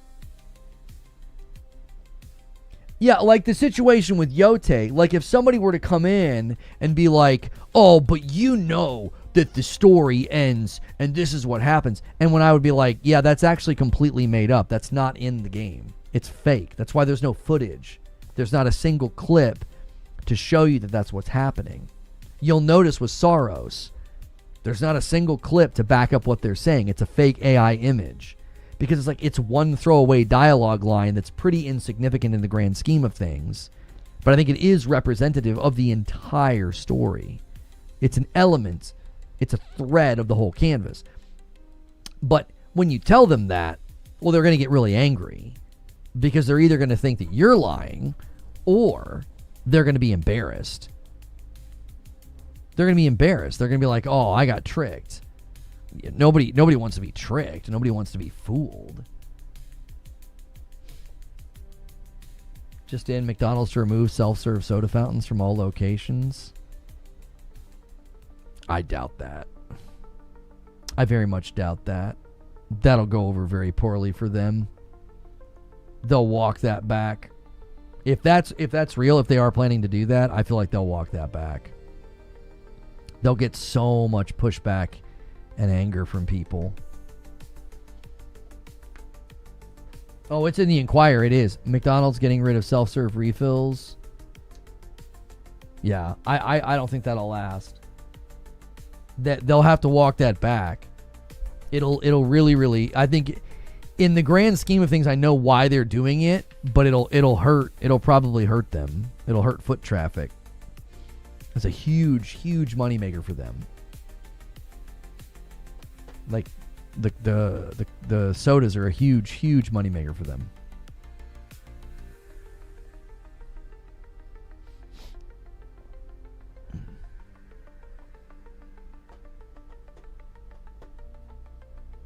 Yeah, the ROI on fountain soda is stupid. Yes, they're paying pennies. They're paying pennies per glass that you fill.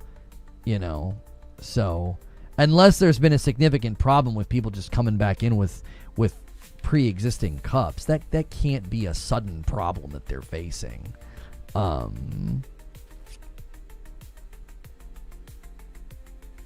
Oh, the Game Effect submitted a question. You were apprehensive about Crimson Desert. Are you feeling that way about any other game? I mean, I would say I'm still a little apprehensive about 007 simply because it looked a little rough in trailers and all the previews are very positive.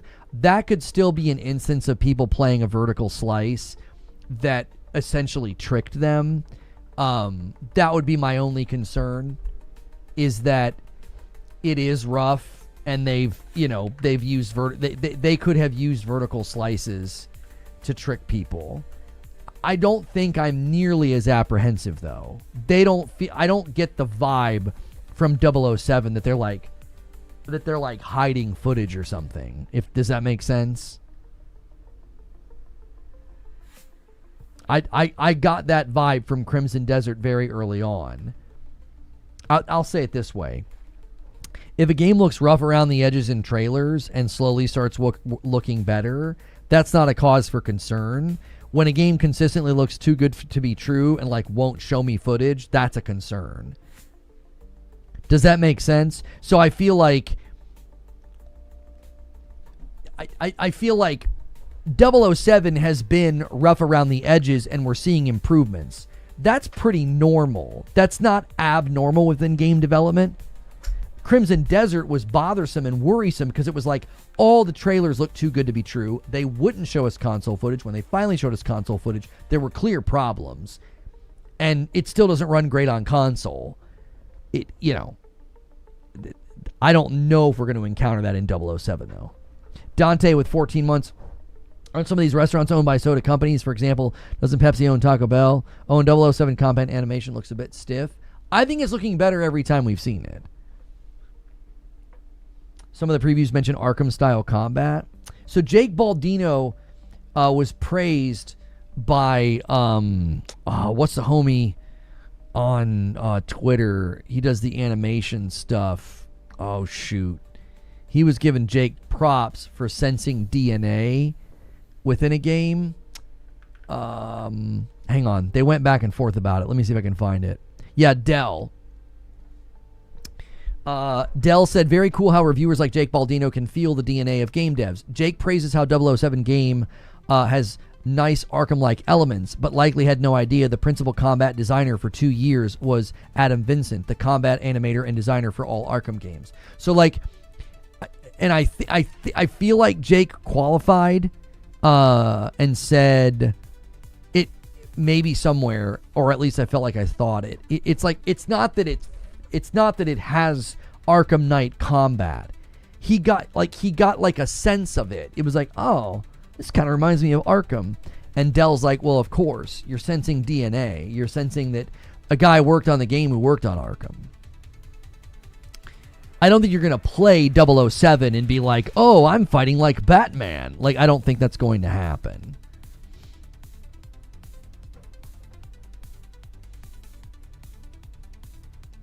So, if you guys haven't done so already, quickly hit that like button.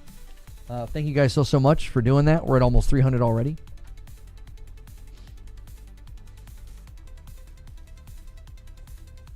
I'm just trying to make sure and set expectations for you guys, especially. Like, don't expect to boot up 007 and be running around fighting like, you know, the Batman Arkham system. But you might sense some of the influence, you know, given the guy that worked on it. So, I think that's exciting because you definitely want James Bond to feel like he can throw down with some fisticuffs. And there were a couple of fights I felt like from the one trailer, they felt really impactful, real punchy. And that's what you want. Like, if you go back and watch the Bond movies, I mean, he does. He'll throw down. He'll bust somebody up. You know, he can fight.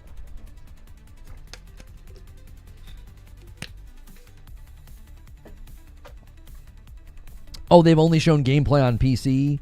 Yeah. Again, I'm still apprehensive. I don't think I'm nearly as apprehensive as I was. Just because a game slowly looking better is not abnormal. But again, the worry would be, are they using vertical slices? Are they, you know, do they have them on really, really juiced up PCs? That kind of a thing. That can be a cause for concern. That it's not going to be in the best shape on console. Which that kind of cuts both ways. There's been games that have come out that have been really bad on PC and have been fine on console, and then there's been ones like that go the other ways. That goes the other way. Bond and Batman are the same person. Proof. When have you seen them together? Oh, man. Guys, double check if you've been lurking and listening. There's a lot of you still here. Double check that it did, in fact, saved your like. Make sure it saved your like on the video. We're trying to get to 300 likes. We had a nice, strong start to the week. Covering a variety of topics. What is that Spider-Man thing in the background? It looks sick. That's the collector's edition box that Spider-Man 2 came in. Yeah. You've been following me a long time, Elliot. 2017. Wow.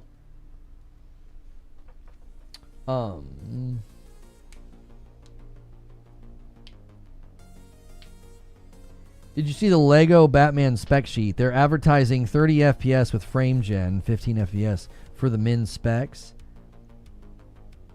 Isn't the min spec really low, though? It's kind of absurd, isn't it? You just go by another name. Yeah, I used to be Say No to Rage, and I covered Destiny extensively. We got the Twitch channel back like a year ago. Dan Clancy looked into it and reversed the whole thing. Funny how when somebody else looked at it, we had different results. Well, since the PS5 with Linux now can be everything the PC boys wished it to begin with, are they going to get one? I don't know why they would get one. It's set hardware. It's set hardware. That's not... I wouldn't think that the PC boys want set hardware. I followed you back then. I'm not sure how long ago. Yeah, your follower got reset, reckon. That's my problem. Your follower got reset. 60 FPS with frame gen. 60 FPS with frame gen. Why would they be doing that in a Lego game? What are they... Huh?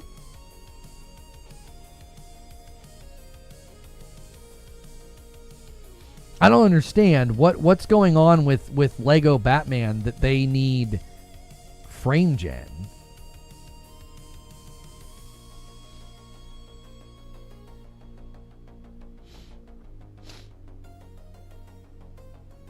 It's only a very specific model that can run Linux. Not worth it even for us mid-level tinkerers. I've been around since I believe then too. I think mine was reset too. Yeah, I think a lot of you guys' follower counts got reset. Yeah, you re-followed me the day I got the channel back, SMG. If you waited, a lot of people's following got reinstated. You just have to wait for like the end of the day. What do they have on that Lego game that needs frame gen? I don't know. I really don't. I saw people talking about that. They didn't want to pay that many devs, so to cut costs, they needed frame gen. It's a freaking Lego game.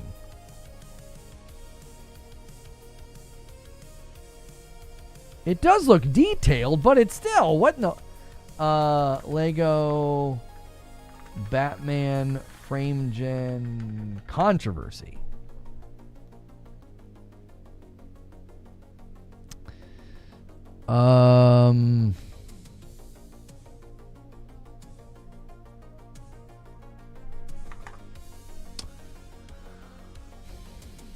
Lego Batman frame gen to reach 30 FPS. Overclocking.com's talking about it here.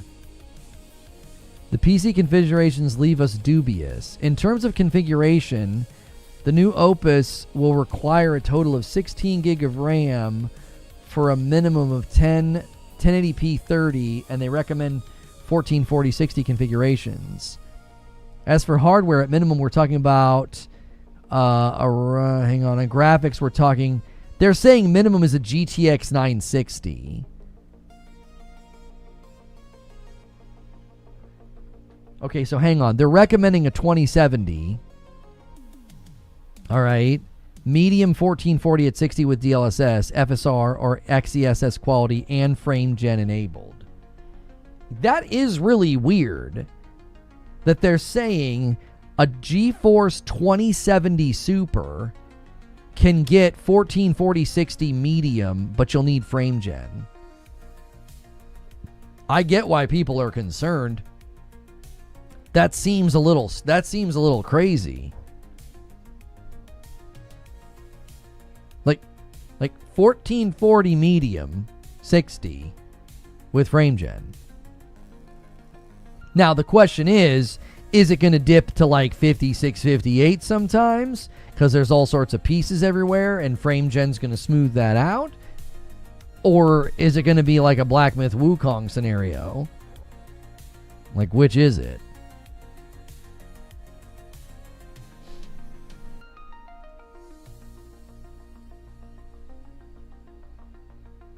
Recommending frame gen's diabolical. Did he talk about the Steam news? What Steam news? I mean, I saw that consoles were shipping and then the controller's available, right? Or did it already sell out? I'm not interested in the controller. Like, at all. I don't like it. I think it looks like something I wouldn't enjoy using. I don't feel like spending $100 to figure that out. It says coming soon, available today. Yeah, it's what it says on the website. The controller launches in 5 minutes. Yeah. I just don't have any need for it. I like the DualSense enough. I wouldn't use a lot of the features that thing has.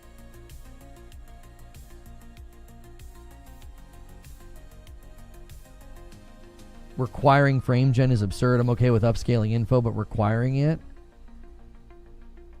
Is it requiring it or is it recommending it? I guess would be the question. Did they have somebody put out that recommended spec sheet? Did they make a mistake? That just seems very weird. Looks like something I would never use. I mean, here's the thing. It's a nice controller, but I wouldn't use a lot of the reason it's great. Like can I even use this on my PlayStation? I doubt it. So when I game the most, I wouldn't use it. I'm not going to use a DualSense 90% of the time and then come into my office and use this. It would feel awkward and uncomfortable. It's not what I'm used to. Even the max settings are frame gen.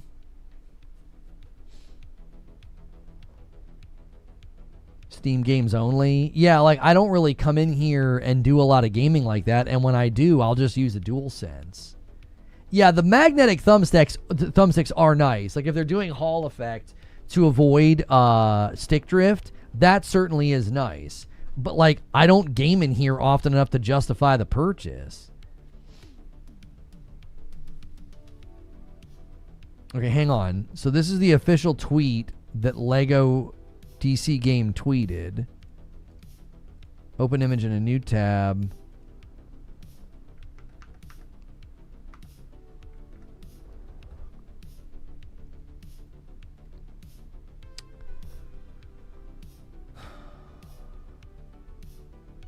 $2160.60 with DLSS, FSR, or XeSS and frame gen enabled. Yeah, what the frick are these guys doing?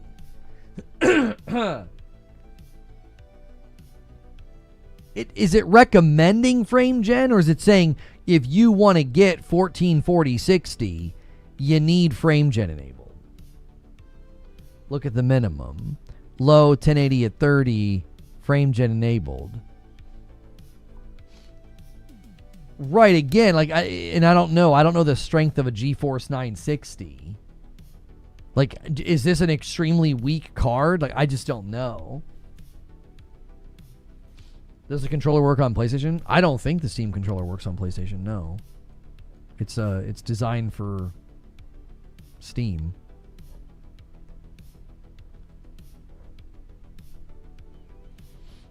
Whoops.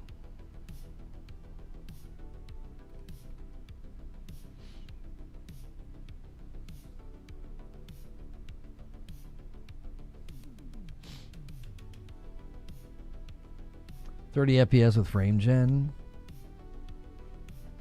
It's a GTX Lono, of course. That's an old card. Frame gen to 30 implies base rate 15 to 20. 960 is below your average phone at this point. Yeah, I'm just curious why a 2070 Super 1440 medium needs frame gen. I'm telling you, if they did that, if they lean that heavily into frame gen, it's not going to be very fun to play. It's not going to feel right. It doesn't feel right on on Black Myth when you're playing in that frame gen. It's just, it leans so heavily on frame gen. It feels frickin' terrible. It feels dadgum terrible.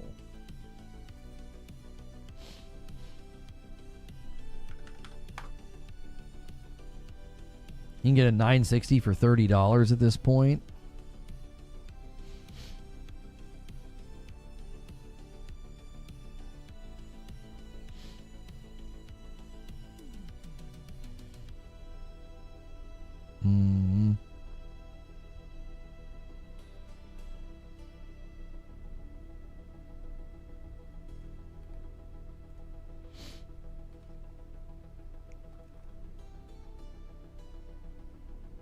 I was wondering why it's a 6800 for AMD but a 960 for NVIDIA. Can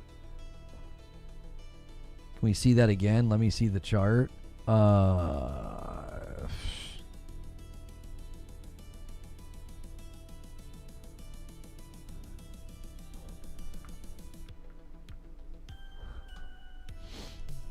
NVIDIA GeForce 960, AMD Radeon 6400, Intel Arc A580.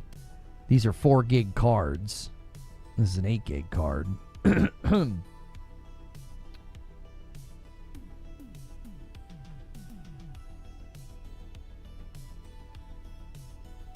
I don't know.